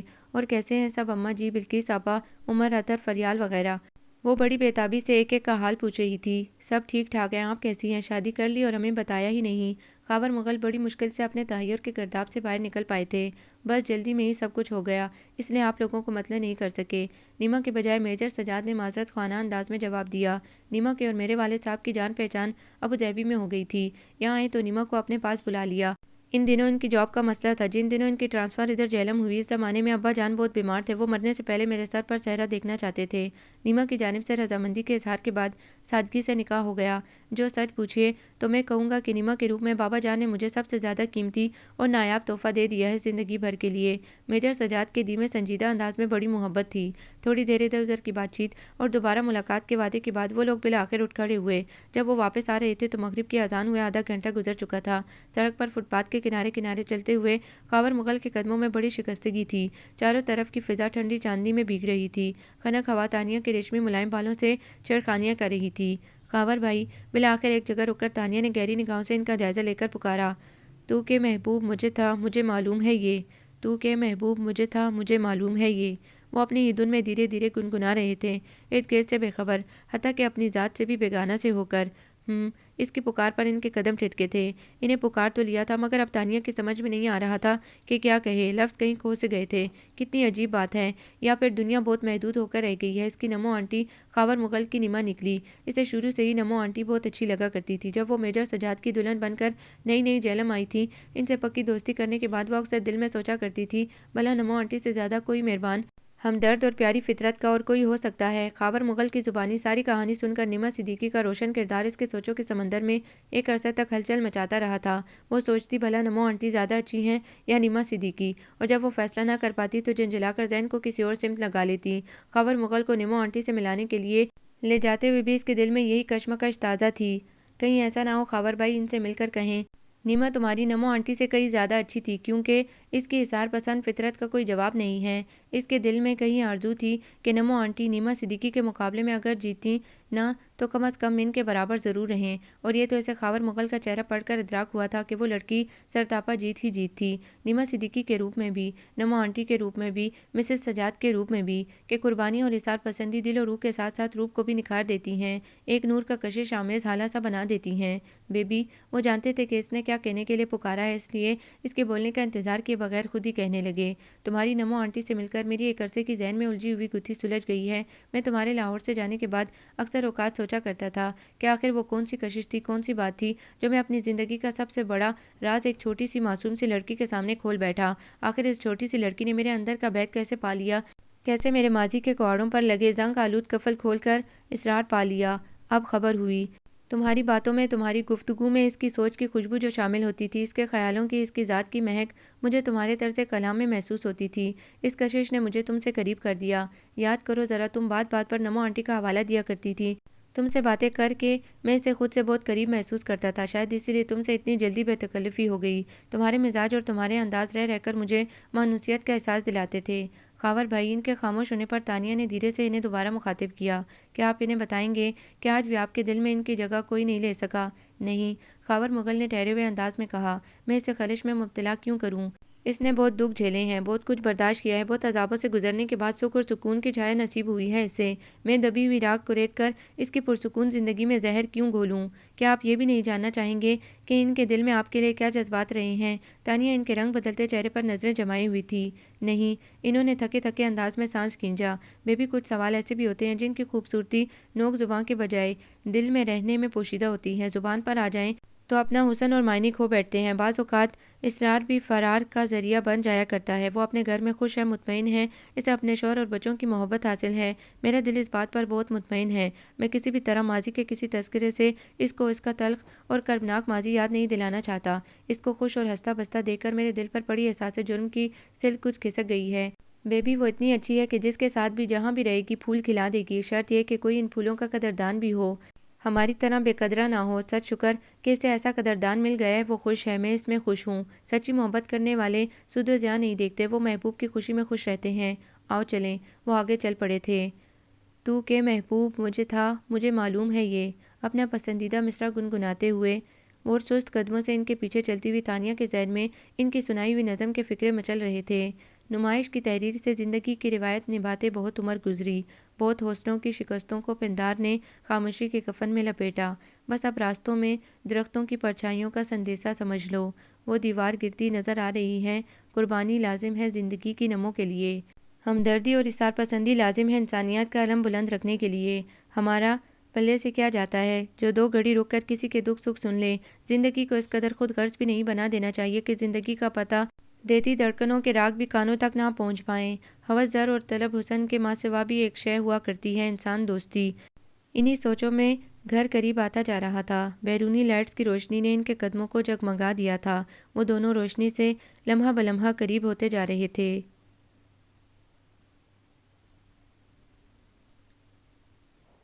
آپ کو یہ ناول کیسا لگا؟ کمنٹس میں اپنی رائے ضرور دیں۔ ہمارے چینل کو لائک کریں، سبسکرائب کریں، شیئر کریں۔